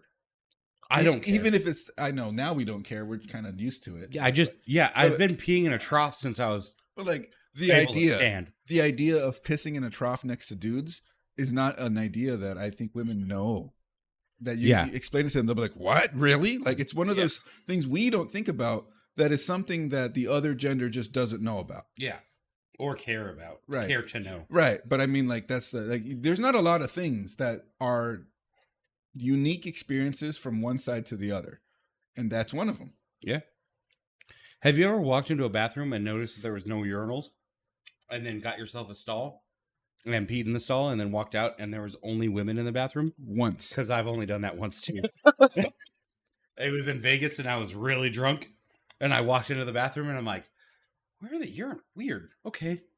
And I went and I peed in the stall, and I came out, and there's like women washing there. I was like, "They're what idiots." In the men's bathroom. I had to take a dump in the stall. Oh no. And so I had to sit there longer after realizing. And then somebody came and looked through the crack, and I'm like and then it turns out I spotted that person afterwards. Oh no. And they did not care at all that a guy was in the stall. I mean, they thought they left their phone in that stall. Oh no. And that's why they were looking in it. Yeah. I just feel like most women don't even care. Like about the bathroom debate, it's the vocal minority that we just hear on the internet a lot. I don't want to turn this into a political shit show. Joseph. I mean, that works. But like, does anybody care if a girl is in the bathroom while you're peeing? Because I don't. And girls, do you care if a guy is in there while you're peeing? Because I mean, really all we're doing is something that literally everybody does. Where's Gato out? Yeah, I give a fuck. Only girl in the chat maybe right now? Exactly. Like, does anybody really care? Like, dude, I'm not sitting there looking at you. I just need to fucking pee and leave, or poop and leave. Like, I don't understand this discourse. Like, I'm sick of going to a hockey game, and the men's restroom line is longer than the beer line, and the girls' restroom is small. I wish I could just go in the girls' restroom, pee, and leave. And that's not usual, but I guess for sporting events, I guess it makes sense. Yeah, I did go to a girl concert. Taylor Swift concert. It wasn't Taylor Swift, but it was definitely a girl vibed concert. I don't remember what it was. And the girl lines were crazy, and I could just walk in and out of the bathroom all I wanted, and that was pretty dope. So I guess the argument goes both ways depending on the on the event. But I feel like I should just be able to walk into whatever he wishes. I do wish it was Taylor Swift. I don't secretly want to go to a Taylor Swift concert. I just want to go. It's not subtext. It's just text. Yeah, it's just text. Dude, how do you feel about Taylor Swift? Like, would you want to go see her show? So I'm going to be brutally honest. I know nothing about Taylor Swift. That's all right. I mean, it's possible that if she was in the same room as me, I wouldn't even know who she is. Really? Like that's how very little I know about her or even care about her. I'm not the mark. I'm not the demographic. Well, you're obviously not the demographic. What makes me curious about that though is if this is like as an experiment, but like somebody like Joseph was put in a room with Taylor Swift, how would she react? Would she be like, "Oh, cool, great, somebody doesn't recognize me," or would it be like, "You don't know who I am"? Would you rather be in a room with Joseph or a bear? Oh my. Joseph doesn't know the internet this week. Social media trend right now. Everybody's choosing the bear. Yeah. Doesn't matter what it Everybody's is. saying, would you rather be in the forest with a bear or a random man? And all the women are choosing bear. And all the men are offended because all the men that are offended are rapers. I didn't even get that sense from it. I just got the sense that women just thought men were just They're way worse. Not worse. I didn't see it that way. I just thought the assumption was more toxic in the sense that guy's bad, bear not guy better. Like true. That's that simple. Like no. Okay, so I have fucking bear. 10 out of 10. This dude's a bear. Yeah. I'm a bear. Hair. Yeah, look at nothing. No hair. It's weird. But like Hairless bear. I'm sure hairless there's bear, you can predict a bear attack. Yeah, but guys are weird. So I have a friend that works overnight at a sorting facility, and she's without a car this week. And we're like, oh well, you could just Uber all week, but like she has to go to work at like 1 a.m. and leave at like 8. And she's like, are you fucking kidding me? For me, an Uber, like we were talking about taking an Uber to Applebee's later or the casino or something, and like we just didn't even think anything of it because obviously we're safe in an Uber because nobody's gonna rape or us. But like for chicks, like it would be terrifying to take a solo Uber at 1 a.m. Okay. So on that topic, I've asked a girl I know. Brokey's drizzle. I don't understand that at all. I've asked a girl I know who is very much into the partying scene in her earlier 20s if she ever worried about that R word with any guy, any Uber, any taxi, any of it. I feel like if she's in the partying scene, she does not worry about it. It's hard. Okay, in the partying scene isn't accurate. It's just she liked to go out. Let's put it. Oh, okay. And she said it never crossed her mind. Wow. I feel like some girls, it's very on their mind constantly, and some it just isn't. Yeah. So I don't know. I don't know how to put it. So I've only heard the one side where they're like, I don't know, it never bothered me. Yeah. And then you're on the other side. Well, I've never been bothered by taking an Uber at any time. Well, I meant like the the girl. Yeah, yes. yeah. I don't know. Whatever. Anyway, so next topic. Wait, what was the Sup, secondary topic of what's up, sup? What's up? It was talking about unique experiences that one side has that the other doesn't. In bathrooms? Men and women. And it honestly I don't know, ends I've up only boiling. had the men side of that. Yeah, that's what I mean, though. But I mean, like, we know what they don't know. About what? Our experience in a bathroom that we know that they don't have. Oh, like the trough? The trough. Yeah. Yeah. That kind of thing. And the thing is, we don't know that they don't know that. So we don't talk about it. Oh, my wife knows all of that. My wife and I talk about all that stuff all the time. It's, I guess. But there's a video that triggered this idea in my head that I saw a long time ago. And it was some girl that was reacting to a video of a guy talking about urinal tactics. Like, you can't stand next to a dude? Yeah. So if there's this many urinals and there's guys here, and you walk in, you go way over here. Yeah, it's weird if you go here. One in between unless you can not help it. And if there's 3 and there's a guy in the middle, then it's just like you're doomed. Go. Well, that guy in the middle is a dick, and you should punch him in the back of the head. And so and the girl was just like, what? like, and then it crossed my mind, like, of course they don't know this. Yeah, why would they? Right. Well, the girls not like go stall to stall with somebody? But they still have doors. They're by themselves in that stall. It's not the same. They can talk to each other. That experience is the same. We can talk to each other. Like, but I told her, I told Olga once, I'm like, yeah, but can somebody just, like, while you're taking a piss, just be like no. I don't even like you touching me when we're not peeing. Let alone while we're peeing. Like, Chris and I have definitely peed like next to each other and talked in Vegas multiple times. Doesn't bother me at all. So I guess it's not really we're different. Mm-hmm. We know each other. That's the thing, is that, public restroom, you don't know each other. And so in this sense, it doesn't matter. But in the usual sense, it does. But that said, next topic. Joseph was just about to chime in. Oh, look, were he's you? even on the screen. Oh shit. Okay, go ahead. No, I was just gonna mention, like, the experiences. Like, what's the difference? So for, like, guys, especially like if you're camping or something, just being able to pee outside, like go to a tree, walk away and be able to handle your business in the outdoors. That's something that we probably have an easier time doing. Oh, it's very easy, but girls can still do it. Yeah. But I also hear it all the time too. It's like, oh, I wish I could just go outside and pee anywhere I want. My friend Shelly could. She could spell her name on the fence. She did it. Did she use a she-wee? No. She just had control of her urethra, which is definitely not the vagina. Definitely not. Girls don't pee out of their vagina, Joseph. I didn't know if you knew that. I think we all know now that he knew that Look, I'm just saying, a I've lot been of to guys different don't know positions. that girls don't pee out of their vaginas or their butts. Okay, we know that part.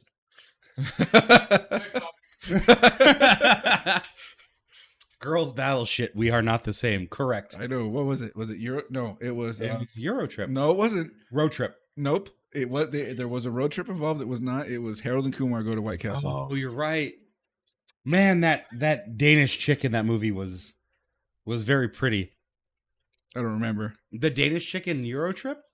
Or in Harold and Kumar when they got to the farm? No, I don't remember. Oh, I remember. I remember battle shits the most. Yeah, battle. All right, so okay, this is a fun one. I think because I'm the only Android user in the room. But you are also and I know you hate the title, but you're more of an artist than either me or him. An artist? How? This dude knows how to play guitar, and he sung in a cover band.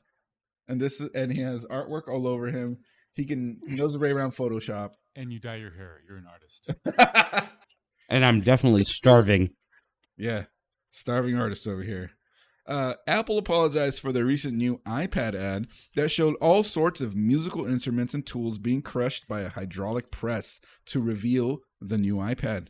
The Air specifically. No, I'm not sure if that one was the Air, but it was the thin one. It was the Pro. Which doesn't make sense at all, but that's another topic. It was the Pro. Is this obvious and on the nose, or do the outraged people saying the ad is a representation of the destruction of art for technology and corporate profit have a point? I don't know, but did you see Android's response to that ad? No. You got. I mean, who's Android? Like, what is that statement? He's referring to Samsung. It was Okay. Samsung. Of course, Samsung would post an ad because they do everything Apple does. Fucking put it on, All right. because that ad is it. That ad I saw before the Apple ad of crushing the instruments, and it made me feel Worse? no. It made me like Samsung way more. I wonder what it's called. Just Samsung music ad or Samsung response. It's very dark in these musical ads. There. Samsung just threw shade at Apple. Yeah. Oh, that's what that was about. Yeah, and it was. Did you see that ad, Joseph? The Samsung music ad. I didn't see the Apple. I only saw the Samsung, and it was good. Basically, before we pull this up. Okay, so they're stating creativity cannot be crushed. Exactly. Okay. People are going and picking up these crushed instruments and still playing beautiful music with them. And I'm like, ooh. Yeah. It was really good. Look, okay, I know this about Samsung, and that Samsung spends half of their entire budget On advertisement. Yeah. So they have to have good ads. Do you know who you has... can't be a company that generates billions and also spend billions on advertising. And you know what's not crazy be that. is I've never seen an Apple ad. Well, I mean, I've seen the border ads, like while they're like how I can see this Hummer ad in the corner. Huh. Like I've seen those, but I've never seen an actual commercial. And you know, half the time those ads aren't Apple. They're T-Mobile, they're Verizon, they're AT&T. Buy our No, iPhones. Apple knows who they are. Yeah. And they know that I've they never don't- seen they an don't need actual, except for when the iPod Shuffle or iPods came out and they were Sure. doing the commercials, multicolored people but dancing. they haven't. That's the most memorable thing. You can't think of Yeah. an ad that they've done since then. Never. Until now. Until now. but- And I still haven't seen this ad. Right. I saw Samsung's ad before this. So it's still crazy though. It's just that like Apple is so confident in who they are, they're not going to spend $500 billion in advertising. They don't need to. Samsung is just like, we got to spend so much other way. And the crappy part to me is that it worked. So, like now anybody who goes, if you're not an iPhone user, oh, you must be a Samsung user. They associate Well, no, if Android you're not, with Samsung. Android is And that's- every other phone that's not Apple to me. And that used to not be the case, but now it is. So Mhm. see if I can capture this. I don't know if this is the full ad, but they're talking about it, so we'll see. Click it like halfway through, and I'll tell you if it's the ad or not. It is. I know. Again, I don't know if this is somebody cutting it in. Oh, and it is. talking about it. It is. Okay, but I mean, I don't want the guy talking about it, but it doesn't matter. It's talking about the ad, which is the point. Hey, Joseph, do you use TikTok, Instagram, Reels, Facebook Reels? Do you use any of that? Does Jordan ever be like, "Hey, look at this"? I'm sure that's possible. I don't know. Never mind. I'm not gonna bring that up. It could be devastating.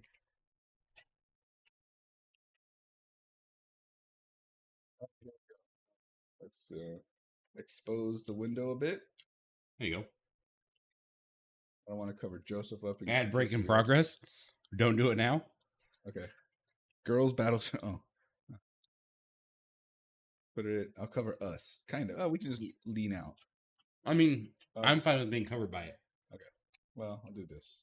Put it on the TV right there. Yeah, right. If we could just green screen it. Yeah. All right. Are we in ad break still? I have no idea. I just saw it pop up on the. Okay. Let's go. I'm telling you, these jalapeno puffs mixed with this JoJo's egg It's mixture, good. Yeah. it's the best. All right. Let's play it. Let me check the audio levels.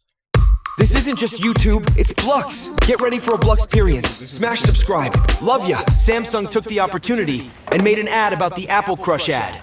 Here is the disc that Samsung made, representing Apple's Crush ad. Blux.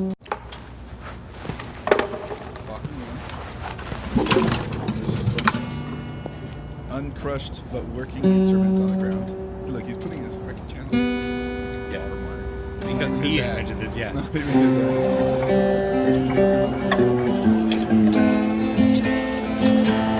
Subscribe to Blux. It said subscribe to Blux. Did it really? Yes. I can't hear it. God, this could be good. This guy, I agree. So, lady went and picked up a guitar. Team Apple or Team Samsung? Let us know in the comment section below. Shut up, Blux. I don't give a fuck.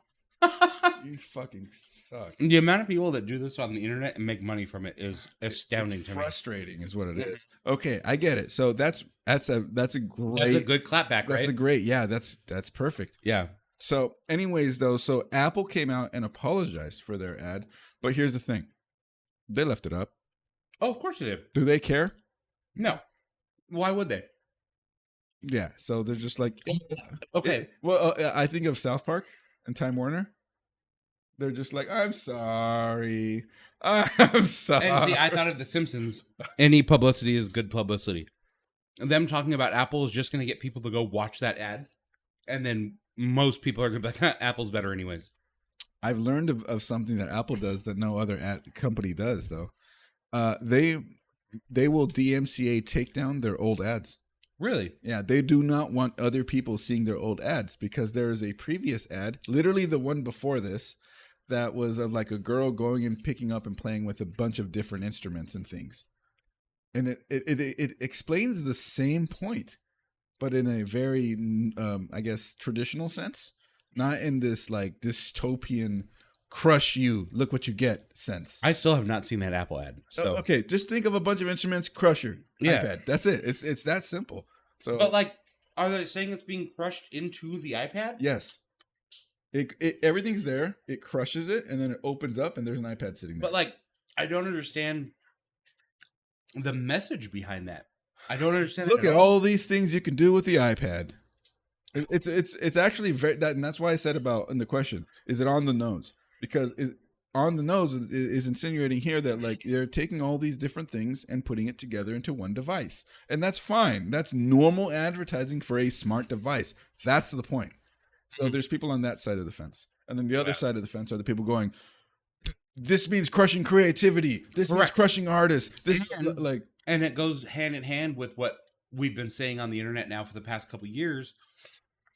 We're supposed to be kicking back and making art, and the robots are supposed to be making fucking labor and work, and now all the robots are creating all this AI art bullshit, and we're still laboring every day. What the fuck? And so the other point was that Apple's the worst at that. People are jumping out of the windows trying to get out of the Apple factory. Jeez, that they had to install nets. They did. Yeah. So then the other thing is, did Apple just release an ad like this at the wrong time? Yes. 100%. AI is making songs with lyrics on the fly now. They are, and they're good. AI is huge right now, and then they drop an ad like that? So that's why people are saying it was tone deaf. Well, Tim Apple doesn't know what the fuck he's doing. So I know I'm not the only one who like, and nobody will actually believe me when I say this, is that I like Apple hardware. I don't like Apple company. I don't believe you. And you're an Apple user, but you're more technical like me. So how do you feel about something like this? You're asking me how I feel about the ad? The ad and also just Apple in general, hardware/business side. I mean, as a longtime Apple user since I was in elementary school. Damn. Oh, right. Well, iPods. Yeah, I mean, Same then. Apple II. Apple II. Yeah. You weren't in elementary school when Apple II was out. What do you I mean? don't remember which. Like Mac, maybe. Yeah, Macintosh. Yeah. Yeah. But not Apple II. I was in listen. elementary school when Apple II was, and I'm My elementary the school same had age old as you. I hardware. just realized that. I remember. Never mind. I remember using the old school, like all-in-one Macintoshes with the handle in the back. But anyway, so obviously Chris knows I have technical PC background experience, so I'm in both realms. I love both PC hardware, Windows, and also Mac hardware. But going back to your initial question about the ad, I saw that ad when it aired live because I watched the keynote live when it was going on. I didn't like it. I didn't like seeing the destruction of, authentic, real, handmade, tools, because it wasn't just instruments. It was like televisions. Oh, really? Mm-hmm. Oh, Yeah. okay. It was like record players and I think stereos. Really? Yeah. Even microphones, I think, were in there. All kinds of, random pieces of tools, instruments, and technology that was being crushed. I just didn't like the destructive aspect of it. So I'm going to give Apple a freebie here, which I know they're not listening, but I'm going to give them a freebie. Yeah, Tim Apple, listen to our podcast. Tim Apple, Yeah, man. listen here. This is how you could have done it differently and probably better. If I was the director of design for this specific ad, I would have made it differently where instead of it being, if all these devices being crushed, and it was by a hydraulic industrial crusher that was crushing all of these instruments and devices, I think they could have done it more with a bit more whimsy if they made the ad where all these devices are being put into like this magical machine that then Like a Wonka machine. A Wonka machine of some type, like something. Not an industrial fucking press. Not an industrial. Not this dystopian look that there was Right. people analyzing even the lighting and color grading of it, and they said this is a dystopian color grading and lighting. It's not bright and All right, finish whimsical like finish your point first. Yeah. Yeah. But anyways, I'm saying that I think they could have taken a more positive direction with this ad by making it to where they put all of these devices into like this magical, whimsical machine that then converts it into the iPad Pro. Yeah. That they come out with to signify and to demonstrate that, hey, We have all this and we destroyed nothing. yes, we basically essentially, converted it into this all-in-one That device. makes way more sense. Yeah. The destructive aspect, I mean, was I offended by it? No. Am I going to stop No. buying Apple products and stop using it? No, not at all. All right. I don't care. We have been on the internet for decades. We are not offended by much. We grew up in the time of Rotten.com and Meatspin.com and Your Blue favorite. Waffle. You know what I mean? We saw all that. A little musical crushing is not going to offend us, but I do understand what you're saying. Whereas they could have made it magical and happy and look at all this cool shit that's in our new iPad. And I think that would have hit so much harder. But on the other side of that coin, would it have been talked about as much as it is now? Would we be here talking about an ad like that? I feel like the reason that they went with this dystopian bullshit is because people are going to talk about it. And it's going to get people to have the word Apple in their mouth. But here's the thing, though. They don't need that. I agree. They don't need more people. They don't need to talk about- advertisements at all. No, Apple at all. users are advertising for Apple. Yes. They've cracked the code. They haven't even cracked the code. I've been an Apple user since Apple iPhone 1. The ease of use for every subsequent iPhone, and I'm on 14 Pro Max now. I'm not on the newest one because I'm not rich enough. Tim Apple, please send me an iPhone. No. But like everything is so easy to just transfer over and use the next one and use the next one and use the next one. And I'm already subscribed to iTunes and I'm already like that I'm already in the ecosystem. Why would I ever change? Because I would lose so much crack the code stuff.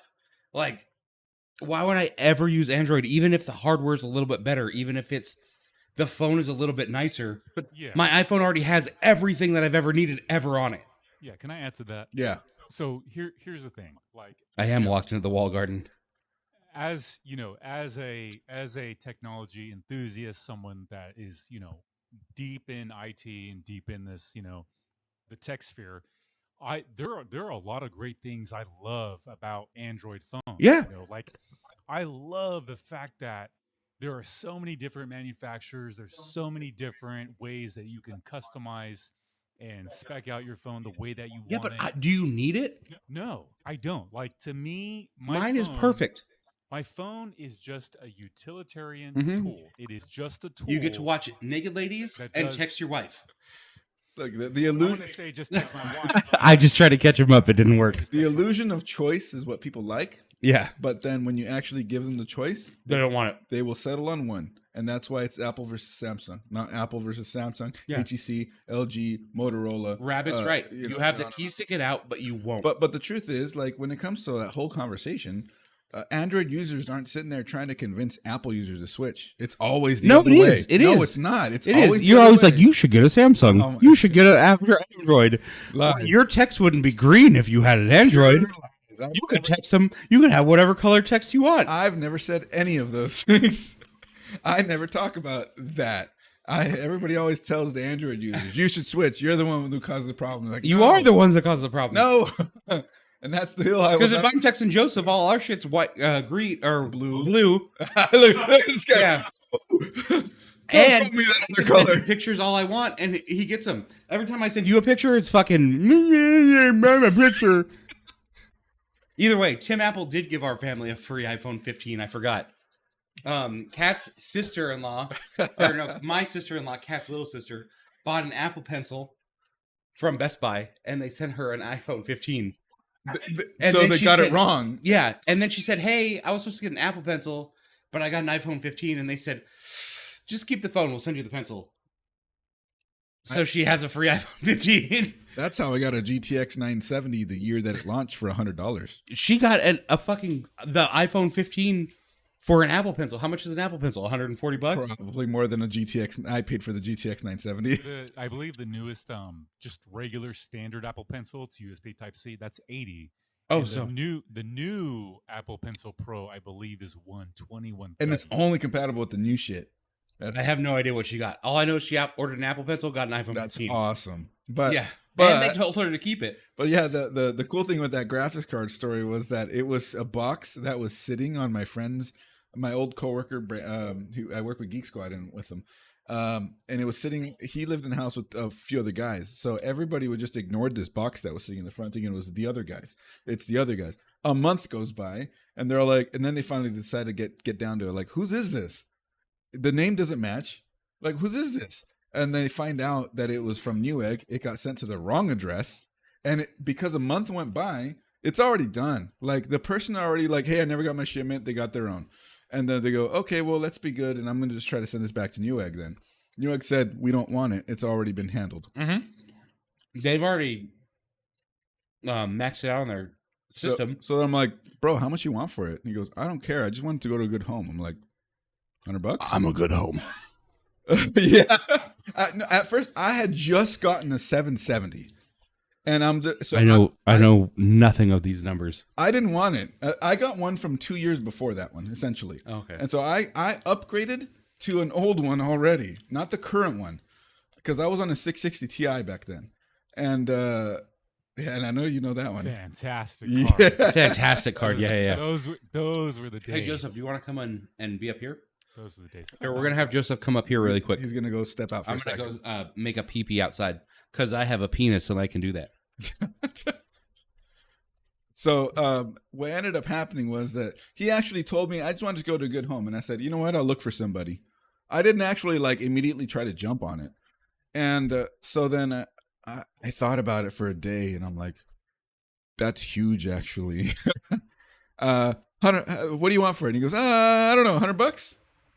Okay, done. And ended up putting the 770 as the first GPU in my LAN party PC, the mini rig. And so now I was able to have a 2 GPU configuration depending on what I wanted to use. And I'm like, sweet, perfect. And I get this badass 970. It's the EVGA for the Win Plus one too. Like it wasn't just the standard bullshit. So we were friends when you got that card, right? Yes, we knew each other, but when I got it, What it year was was this? October of either 2015 or 16, We were which friends. means Yep. we knew each other. Yep, Yeah, I yeah. remember that. I remember Yeah. that card. Man, that was an experience. And then later on, 980 Ti's came down so much in price. When I found one for like $250, I was like, sold. And I had a NZXT Kraken G12 bracket, G10 bracket on the 970 to water cool it with an AIO, and I moved that over to the 980 Ti, and I put the air cooler back on the 970, put it in another build, and flipped it. Nice. So that was an experience. That was awesome. Like when there's shipping mistakes, I think everybody wins yeah. because the company's going to get their money from someone. Yeah. The shipper's going to get their money from someone, and whatever the case is, they're billion-dollar companies anyway, so I don't give a shit. Those companies, they have a budget just exactly for those type of situations where they just write it off. Yeah, yeah. And it's the same. Credit companies have the same thing. It's called bad debt. There's a percentage that they expect to have every year of bad debt. It's something like 10 or 15% of their total business. Wow. So it's a big number. And, these companies are, $100 million of business plus or over billions of business companies. So their number for what is write-offable bad debt is huge. And so I don't care, whatever. Their employees are still getting paid. Yeah. I'm not taking money from anybody's pockets when stuff like that happens. So what's the harm? Everybody got theirs, and now I get a deal. Yeah. And I helped my buddy out by giving him $100 he didn't have. Nice. Yeah. Do you recall if EVG ever released any more information about the truck full of GPUs that got stolen? Yes. They said that they were being tracked. And I think you know this, Rabbit. Maybe you're around the Jacob era when he talked about this. Yeah. Did you know? I think I talked about it with you back in the day too, but EVGA got fast and furious. I remember this story. Yeah, I remember it. Yeah. And you don't recall the details? Yeah. So what ended up happening was EVGA was aware of every single serial number that was in that truck that got stolen. I mean, manifests have to have this information. They know exactly which ones got stolen. And so they have a record of it. If there's any way that these things digitally check in with any software, they'll know, and they'll find a way to, I don't know, maybe track them. Yeah. Screw with their firmware, something like that. Break them. Yes. And so but that said, they also know which ones those are not going to get any warranty support. And if somebody calls them asking for warranty support, RMA or something, right, they're going to be like, nope, denied, not that one, blacklisted. Yeah, because they can't promise that whoever's actually calling is the thief. Somebody could have sold it to them. Sure. Yeah. So that's likely what would probably happen. They just get sold to somebody else that doesn't know better. Exactly. Yeah. And so then they just go, nope, can't help you. Right. Your GPU broke, whatever. Not our problem. That was a stolen GPU. And whoever you got it from, unless you have a receipt from an official company, we're not warranting it, and that's it. And so that's pretty much where it ends. Like, what else can you do? You can't send the police after this. You don't know where they're at. They're not GPS tracked. You can't get that from a serial number. You might be able to pull that if you're fancy enough with how they check in. But then there's, like I mentioned, no guarantee that the serial number that you're tracking is the person that it stole it. And so you can't do that. It's not ethical to send somebody to that person's home or area or file a complaint against it. You just go, nope, no warranty, fine, whatever. And then they write it off because they can do that too. Yeah. They file a report, file it with their insurance. They see the police report. Insurance pays it out. Problem solved. That's business. Business. Yeah. Like we're saying, like that's the same, this almost the same problem. If I had to warranty that 970 that I had, I probably couldn't have gotten it warranted. Yeah. I have no receipt, no record of it. I could have maybe told them it was secondhand, and they probably then would have checked the warranty on it, but I never needed to, so it didn't matter anyways. At the time, though, through the EVGA streams, I probably could have just been like, hey, Jacob, this is having a problem. And he'd be like, what's the serial number? And then we handle it. It was cool. I did that for a former friend who was having a problem, and Jacob literally asked me for the serial number, and we got him taken care of. Nice. Like that, it's cool to know people sometimes, Yeah. and it's like, oh, they're enthusiasts. It's not like you happen to know somebody in business that can pull strings. It's not like that.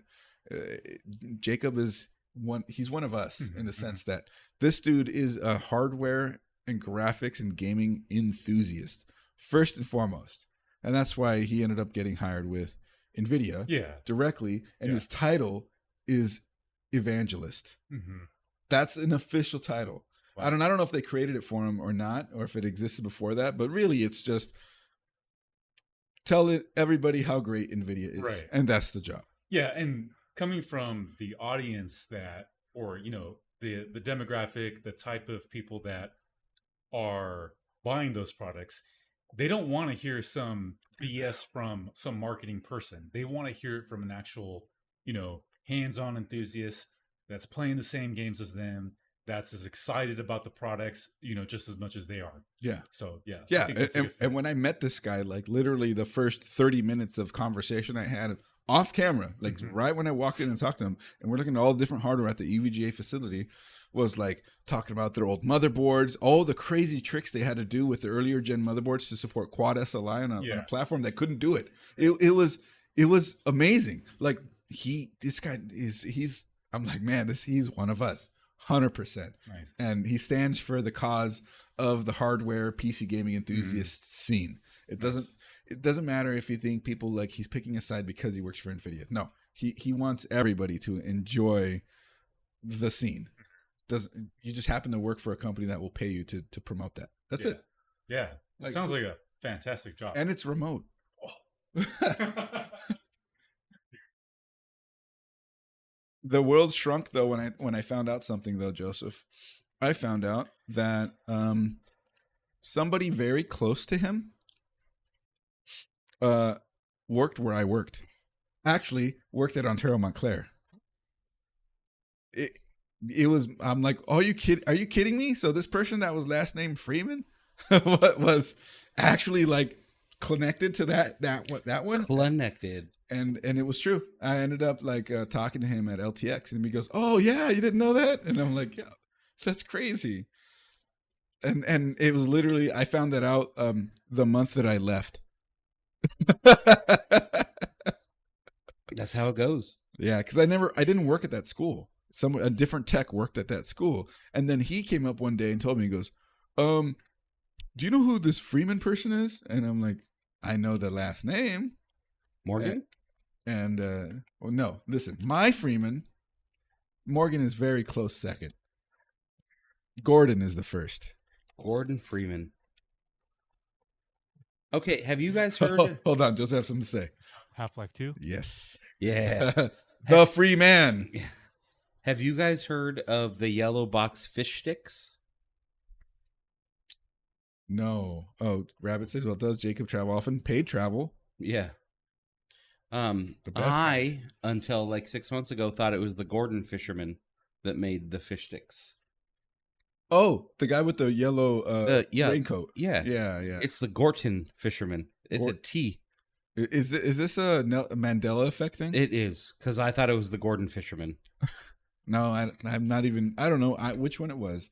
Berenstein Bears or Berenstain Bears? Berenstein Bears. I don't know. Either way, we got this pickle, and it smells like fucking... sour pickle chemicals. time. We're about to screw. Do you want a little slice of it? How about a smell? All right, hold on. All right there. Stop. Warheads, extreme sour pickle.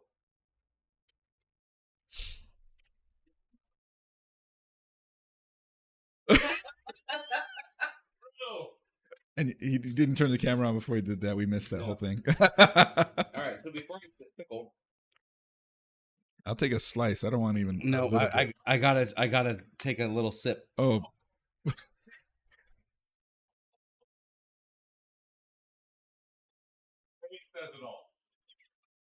That's pretty fucking terrible. You did exactly what anybody who has a Warheads thinks they do. That's what the advertisement leads you to believe. Thank you. Ding.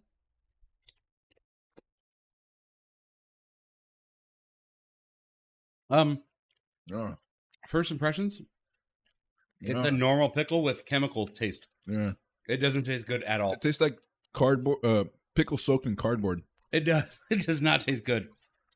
Not stoked on that. I saw it at the liquor store before we got here, so I had to try it. He does that sometimes. If I see something like I saw this tonight, Cotton candy flavored. it's Dr. Pepper Dr. flavored Pepper cotton flavored. candy. If Yeah. I see something that's like something that like hits me in the feels from when I was a child, Warheads, Dr. Pepper, Shock Tarts. If I see it, like I'm trying it. Joseph wants to chime in. Check cereal. Exactly. Now, as an adult, do you fuck with checks? Like, do I still buy it? Yeah. No. No. It's pretty neutral. It's at least. still. I love it. I'm sure it's good. It's I just- definitely separate from like the overly sugar cereal that's out Yeah, there. I like it as a good neutral cereal, no sugar. yeah. I mean, I'm an old man now, so like, obviously, it's the good When are fiber cereal. When are you switching to those giant freaking squares of fiber? Are you talking about like shredded wheat? Yeah. Oh, I had that since I was a child. Listen, I love frosted shredded wheats. Oh, of course you do. Shredded mini wheats. Yeah, I love that. Yeah, but as an I didn't know that. I'm like, why is it called mini wheats? Why is because called it mini came wheats? in a brick at one point. It's supposed to be like 2, and it fills your bowl. Yeah. Well, I would have one, and my grandma would make it special for me, and she would put just a little bit of water in it, like just a little tiny bit, and then put a big slab of butter on it and microwave it for like 15 seconds, and then throw milk in it so it would soften it up. And oh man, it's like kind of like shitty oatmeal. Like it wasn't shitty, but it was like not oatmeal. You know what I mean? It was an alternative It oatmeal. was, but I it's called. really liked it. I just learned about something from Australia called Wheat Bix. And if you have a phone right now, look it up because it is the most dense fucking breakfast cereal that I've ever seen in my life. It's not Weetabix, it's Wheat Bix. Weetabix. I didn't hit the E. Sorry. Weetabix is the UK version. Wheat Bix is the Australian version, and it's the most dense looking fucking thing on the planet. Oh my god. It looks okay. I'm gonna pull it up right now, but it looks like the worst version of a Nature's Valley Crunch bar you could. But they eat that shit for breakfast there. Oh no, not that one. There you go. The Wheat Bix. It's close enough. You get the idea. It's I want to try it.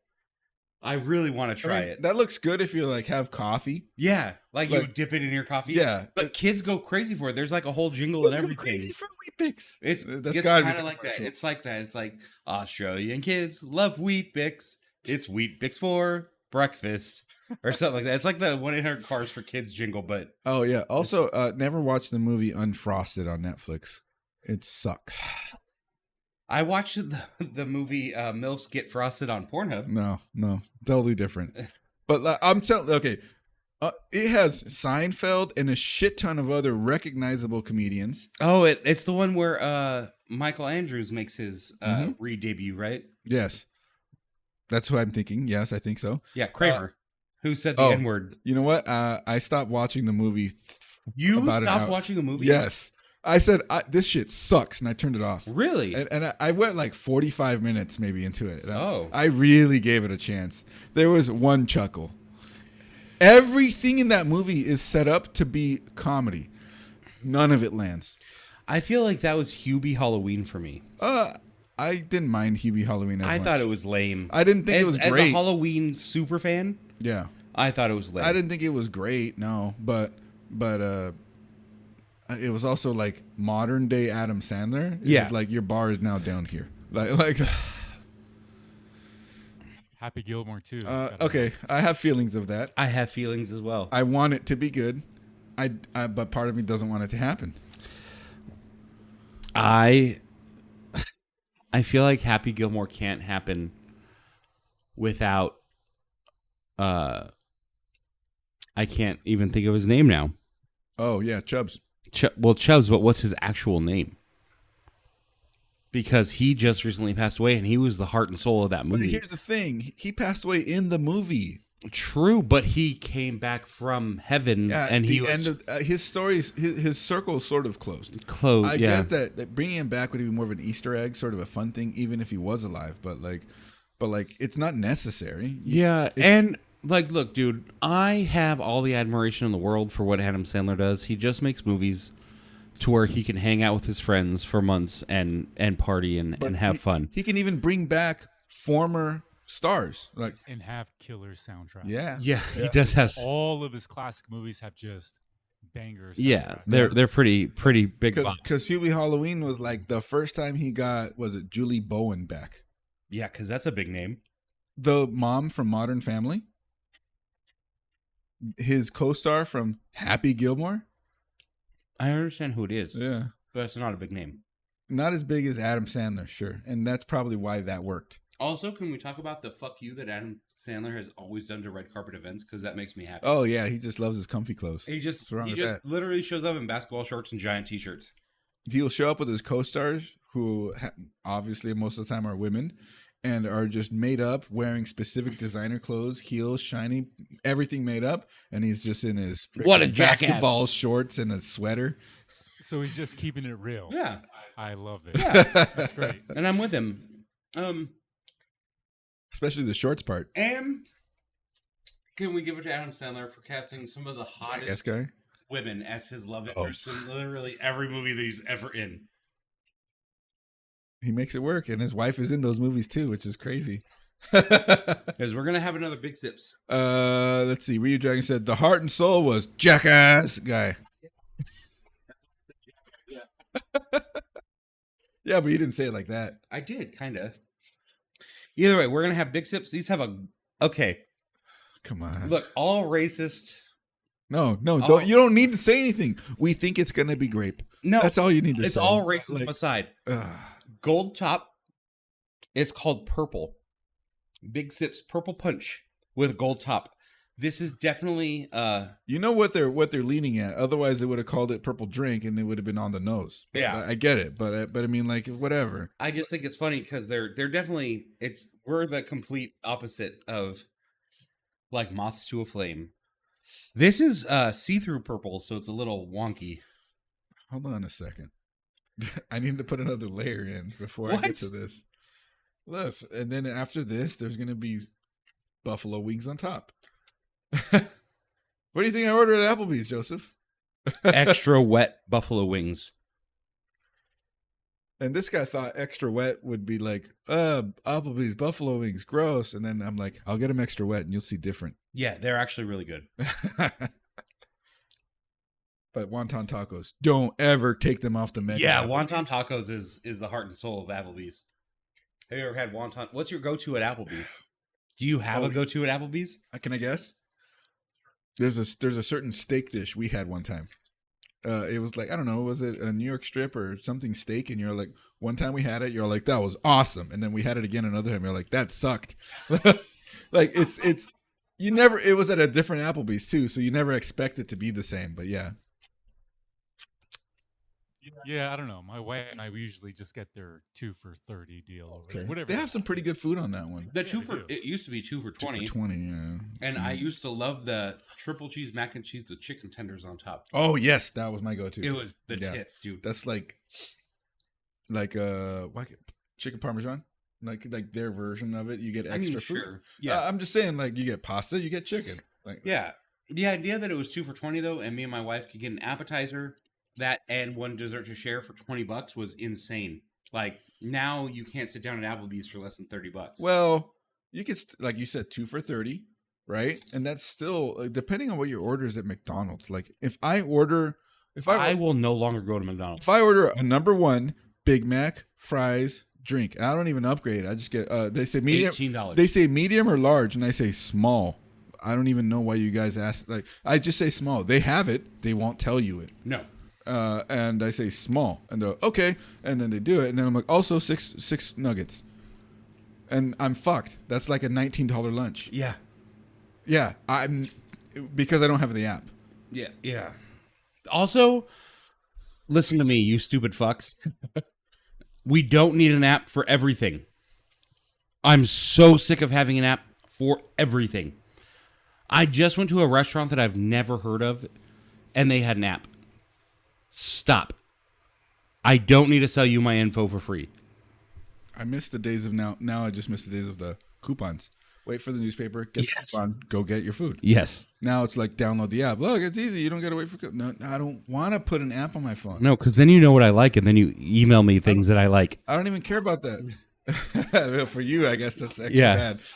But I mean, like, companies have been doing this shit for years. Walgreens is like a big offender because a membership card for a place like that doesn't mean anything. It's for sales tracking. Yeah.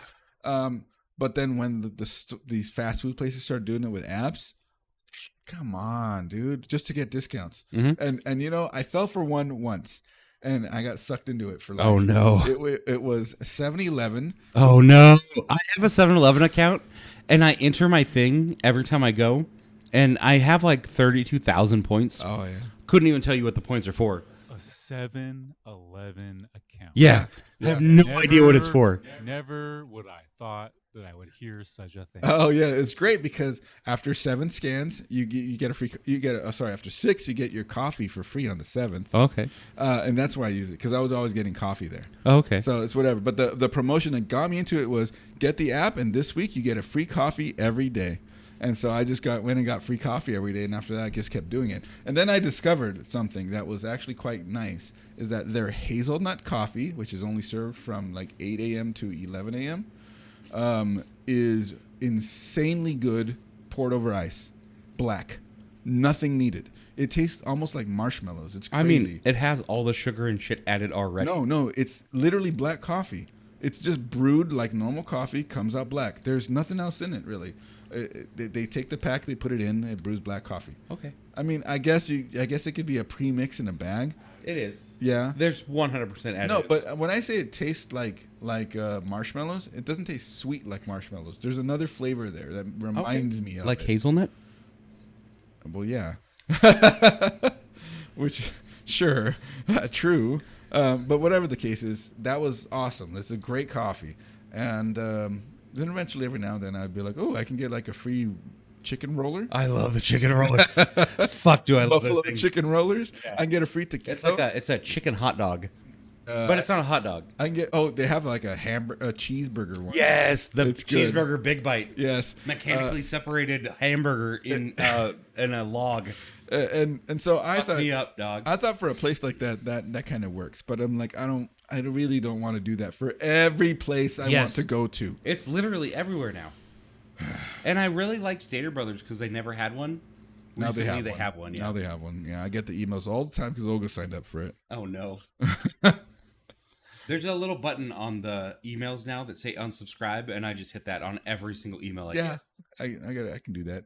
Everybody can. I mean, it's not an Apple exclusive thing. Yeah, it's a Gmail thing. Yeah. I love it. See, Gmail is superior. Okay. Can we talk about the decline of Google? Yeah. Because it was so good. Google search is pretty lame. Google search is now dog shit. It's all ads. But okay, it's crazy because there's a YouTube video that came out that I haven't talked about with you guys yet. But it's Epos Vox, who's a creator in a similar space as to what we like to do on Coalition Gaming. Mm-hmm. And I've met the guy, cool guy. He released a whole video basically completely criticizing YouTube, obviously Google, in that the way that they are pushing shorts right now is killing long form content. Yes. Nobody cares about long form. And so now us as aspiring YouTubers who have been struggling for the last 8 years are now faced with the bread and butter of what we do on the channel no longer working before we ever had a chance to fully succeed. Correct.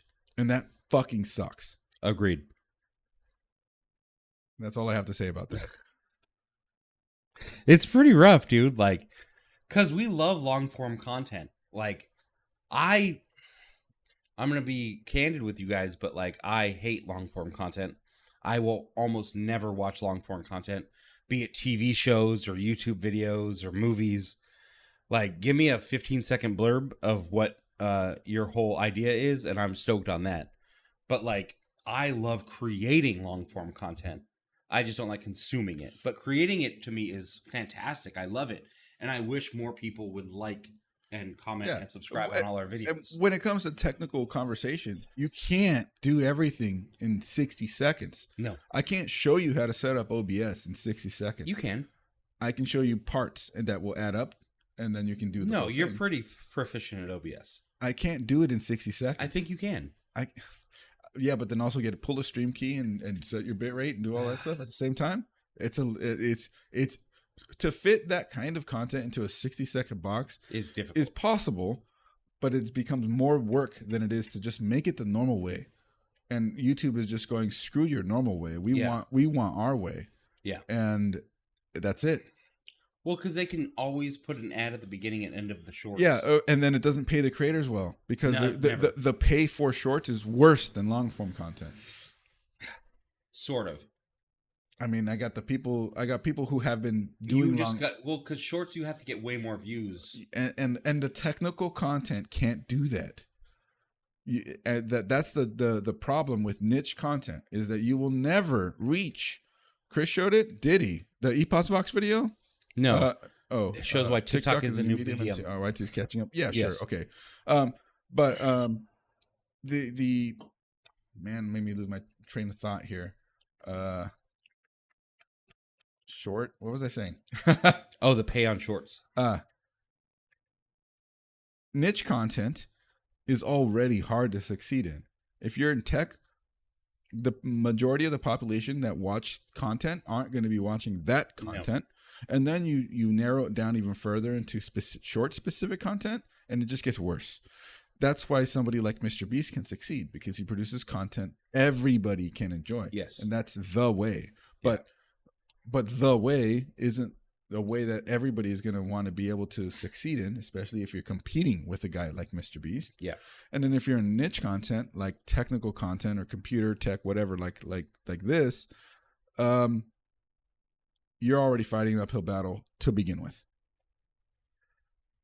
It's true. Have you ever asked a question on Google? Say, why is my encoder not encoding properly? Space quotations, Reddit quotations. I don't even do the quotes. I mean, that's irrelevant. Yeah. That's irrelevant to this question. And then found an answer that you answered 2 years ago. Oh, me? Yeah. Like, have you ever asked a question and just forgotten you asked it, but then answered your own question on the internet years ago?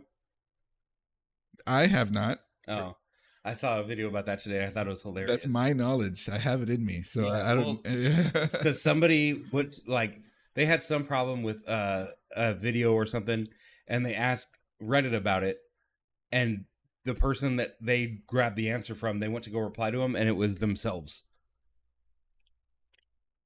The answer that they asked for, they answered years ago. It's worse for me, Chris. Can't identify Microsoft KB article rabbit hole that you can confirm with a coworker. It's wrong subject.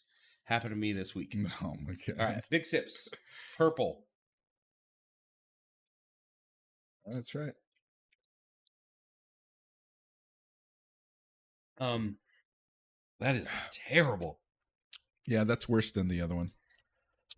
I don't like that at all. Yeah, it's definitely worse. It tastes like a shitty popsicle. Yeah.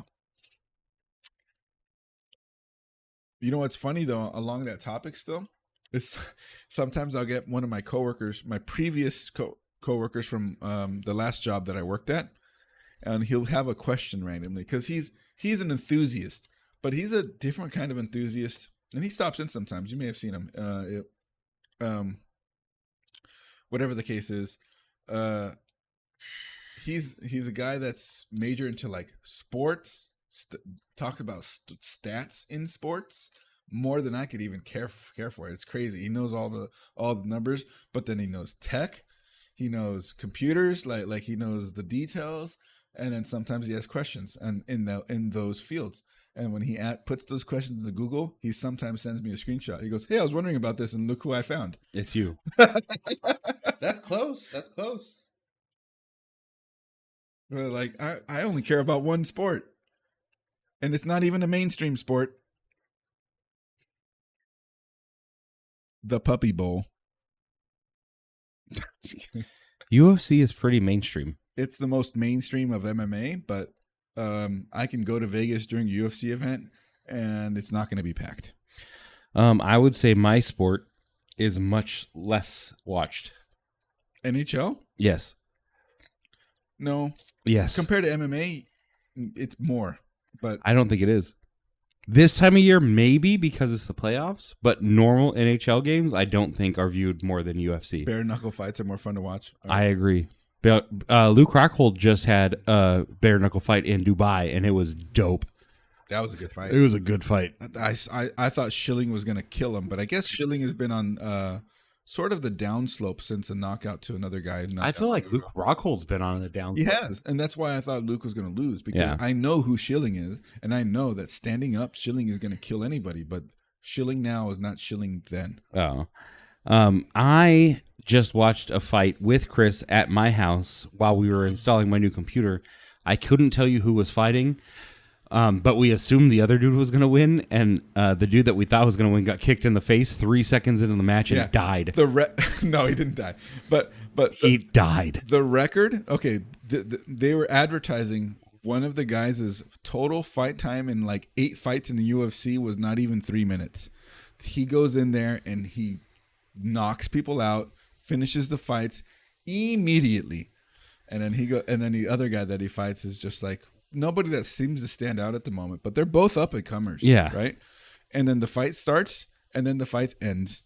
Yeah. And they were literally like video game, blah, blah, blah, blah, blah, blah, and then kick. Gone. And he didn't see it. He thought it was going to come low. So when the kick came up, his arms kind of did this because he thought he was going to kick in the stomach. Got kicked right in the face. Right in the face. And it was just down. And when he fell down, it didn't even look like he was knocked out. He fell down and he was just like... That's what happened. And we were like, wait a minute. Wait, that's it? We were bummed. That was an insane 30 seconds of a fight. 30 seconds? It was like 12. It was very fast. All right. What drink are we ending on here? Big Sips. Oh, okay. This is it. We're going to end it here, guys. We're at about 2.5 hours. Feels quick, man. It always feels quick. Especially when Joseph's here because he keeps the topics flowing. Our producer is a good producer. I got to give you your 3D printed sign because last time you were like, oh, yeah, when I come back. And I'm like, man, I should just gave it to him. Yeah. So we're going to cheers you out with this terrible Big Sips purple. Do we want to do one little bit of topic that me and Joseph can talk about a little bit? You can do whatever you want. All right. You might like this a little bit. AMD, and for anybody who doesn't know, AMD makes CPUs, and Intel is their primary competitor. Advanced Micro Devices. Intel stands for Intel. AMD has risen to a record that they... Risen is another CPU. No, they're Ryzen. AMD has risen to another record that they have not seen in a very long time. I believe they've even beaten their old record. They now have more market share than they did during Athlon 64. Okay, explain that in... AMD has not been above Intel for 20 years. Okay. Let's put it that way. They have more shares than... They have more... in terms of sales, AMD has never beat Intel in sales as bad as they have now. And it's still... Isn't AMD better? Right now, yes. And during the Athlon XP and Athlon 64 days, absolutely. But there was a period between 2008, 9, and 2017. We're talking almost 10 years of, especially watching the Rascals Destroy Bear Knuckle. Yeah, like when the Core 2 Duo generation, which is 08. That's when they really leaped ahead of AMD. Yeah, exactly. Intel's shortened form of integrated electronics. Oh, that's true. Yes, yeah. Integrated electronics. Intel. I had a Gateway. Opterons were better. Cowbox. Cowbox, yes. Gateway. Cowbox. This one didn't come in a Cowbox, unfortunately. Oh, ours. Actually, it did. Our first home computer came in a giant square cow. Mine was a CTX computer my dad got from the tech guy at the company he worked He with. didn't get it at the swap meet on Van Buren? No, but it was a guy that he worked with, and he installed a bunch of like pirated games on it because we asked for it. Dope. Did you have it wasn't called Tanks. It was a Pentium MMX 233 megahertz. There was a game with 2 tanks. It was kind of like Worms, but with tanks.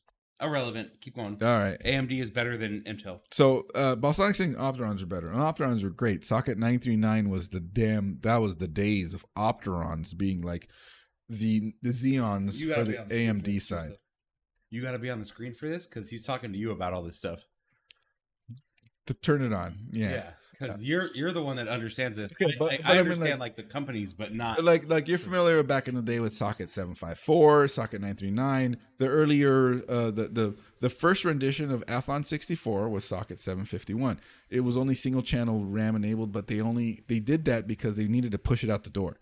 It was still awesome, but then 939 came out, and that was the beginning of modern AMD in the socket form. 939 is pre-socket AM whatever. That because like I didn't know this. That socket AM3 was 940, not 939. So whatever the case is, also because it was shit RAM 64 Sport Windows XP blah. Yeah. So anyways, way to blow past Balsonic's comment. I'm reading out Balsonic, but like the point that I'm trying to making is almost disconnected in this right now. I appreciate it though, Balsonic. But the discussion topic. Do you think that? Sorry. Let me preface this. So AMD's market share is way up there. How much above Intel is it? It's still not even over 50. Above Intel. It's not above Intel. And that's the crazy thing is, AMD is a perennial underdog. Okay, 100%. They have never been this high, and it's like 33% market share. Oh wow! And I always thought that AMD was better than Intel, but just didn't have good marketing. I mean, the last marketing I can remember for AMD is 3D Now. Oh, they had commercials for 3D Now. Yeah, and that was 2002, 2003, 4. Yeah. AMD is starting to catch up in server space, but in consumers, AMD has a massive lead in the server space with Epic. They are demolishing Intel. It's massive, but it's because the cost effectiveness is great, and you get more cores for the money than Intel even has available to offer.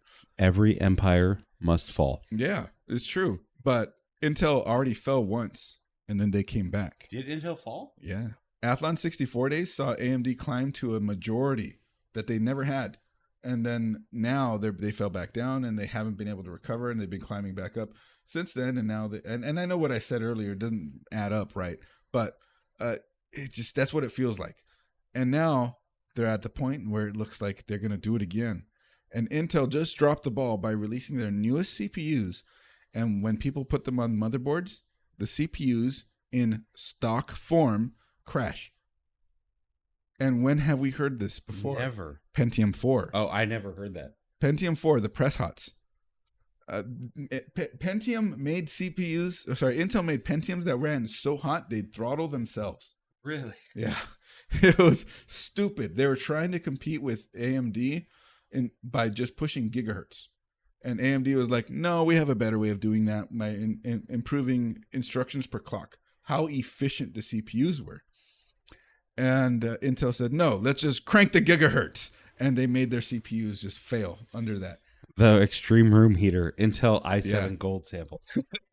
Wow. And so now we're back. It almost feels like we're back because now Intel's producing CPUs. And this is partially the fault of the motherboard makers. Motherboard makers are going, hey, we can crank these CPUs just a little bit, push the limits of the spec, right? And they push the limits of the spec to maintain some sort of weird performance crown to make people buy their motherboards. We all know that, at least I'd like to think that we all know the motherboard doesn't matter that much. It holds your components, but it doesn't make your games play better unless it's really, really low end. The low end motherboards make your games play better? No, unless it's really, really low end, it might make your gameplay a little bit worse. And that's it. That's it. But you just made me switch out my motherboard. That was for features, not performance.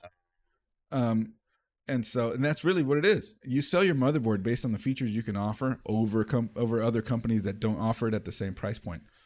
And so anyways, though, so the motherboards now are starting to push their feature of cranking your CPU past its spec. And Intel allowed this, let it happen, and now their shit's crashing on those guys' motherboards. And who's to blame? Intel for allowing it. And they're kind of blaming the motherboard makers. And it's going back and forth, and it's turning into this big confusing thing. In the end, a consumer loses. You don't want that. You don't want I don't want Intel. It's going to crash. Yeah. And so now they're going to AMD. And we're back in this cycle that we were in 2005. Do you think Intel is going to come back again from this? Like, people are saying this is the end for Intel now. They're in a downward spiral. But we've been here before. Yeah, I think they're way too big of a company. They have way too much history for them to be done with. Like, that's not possible from a business standpoint. I think it's just a matter of time before they bounce back and things start to even out between the two. Yeah. And do you think you'd buy Intel in your next build? No. Whatever I buy is strictly based on value, dollar value ratio. Whatever gives me the best bang for the buck is, determines what I'm going to buy. So I really don't. I'm with you 100%. Yeah, I don't care if it's Intel or AMD. What does the amount of money I'm willing to spend get me? I feel like that's any computer builder though, like money per frame. Frame rate essentially. So Boss Song said I had to underclock mine thanks to Jay yelling about it in the game. AMD has dropped the ball on pricing every time I've ever heard about AMD. 13 Gen was causing mine to crash frequently. Yeah, Rabbit. Right now, the 5800X3D is more expensive than the 7800X3D. Yep. The older one is more expensive than the new one. AMD drops the ball constantly on that shit. But as far as computers go, like, I don't care if it's AMD or Intel or NVIDIA or Corsair or Logitech, or if it's a good price for what I'm getting and it integrates into the ecosystem that I'm running, I'll buy it. Yeah. That's the name to me is fucking irrelevant. And you want to know what's crazy is that's not the normal way to look at it for people in the space. People love to take a side. Well, yeah, it's like I've noticed, like, I have a Razer desk mat and a Razer mouse, but a Corsair keyboard, and people will fillet me for that. Like, what do you mean you don't have all three? And I'm like, it doesn't fucking matter. I like the Corsair keyboard, but I like the Razer mouse mat. But like, having a different brand in your ecosystem is fucked. And I don't give a shit. I got a gigabyte motherboard with the AMD CPU. If it I fucking works SK together Hynix and it's SSD. cheaper. I got a Corsair power supply. Yeah, if Chris tells me it's better, but it's a different brand, and it'll work in the ecosystem that I have currently, that's the big thing. It got G-Skill RAM. Yeah, I could give a fuck. I don't even have G-Skill. I have you got T-Skill. T-Skill. That's very close, and it's funny now that it makes sense. T-Force. T-Force. I do have T-Force. Balsonic is right. Yeah, but it was RGB. Mine's 64 gigs. And it was $30 cheaper than the Vengeance. Yeah. I'm going to buy it. Yeah. And it works. Yeah. And it works great. Aside from the funky OBS issues, since the redo, how have things felt on the computer? Well, Chris plugged my Stream Deck into a hub, which is a giant fucking no-no. And my I'm the one who said don't do that. And you did it. I didn't know that was the Stream Deck. You have two Stream Decks. I forgot which one was which. Yeah. He plugged my Stream Deck into the hub, and it's been giving me problems for 3 days. Once I figured that out, and the random OBS issues, it's like changing my streams and my camera and things. My scenes. It's changing my scenes around for some reason. We don't know why. But other than that, my Premiere for video editing and my Photoshop and everything has run perfectly. My whole new setup is great. I cannot change the fan lights off of cocaine mode. That's a different problem. And that's fucking gnarly because my whole night issue. Is me sitting in the dark and my computer going for fucking 4 or 5 hours. Other than that, it works great. OBS it has hiccups, but I believe that's an OBS problem, not a computer problem. And once I unplugged my Stream Deck from the hub and directly into my computer, it works swimmingly. I redid Zalman's as well, and Zalman said that like this new OBS configuration that minimized all the funky ass sources he added to the one I originally did for him, everything runs better. Like his games are running better, higher FPS, smoother. Yeah. And I'm just like, Well, I mean, yes! I'm playing literally. Siege is the most taxing that I've played so far. That's not even a taxing game. It's pretty crazy. taxing. You're like, I'm gonna go from 300 FPS to 200 FPS. Yeah. How am I gonna live? Yeah, but mostly I'm playing Isaac and Hades, which are whatever. they're Super Nintendo games. I had him launch Helldivers on purpose just to see. Ran fine. Yeah, it ran fine, but I just don't care. All right, so that's going to do it for us tonight, guys. We'll cheers to this Big Sips and drink the rest of it. We're going to Applebee's. If anybody wants to go to Applebee's, text us. We're going. All right. Good night, everybody. Have night. Have night. Have night.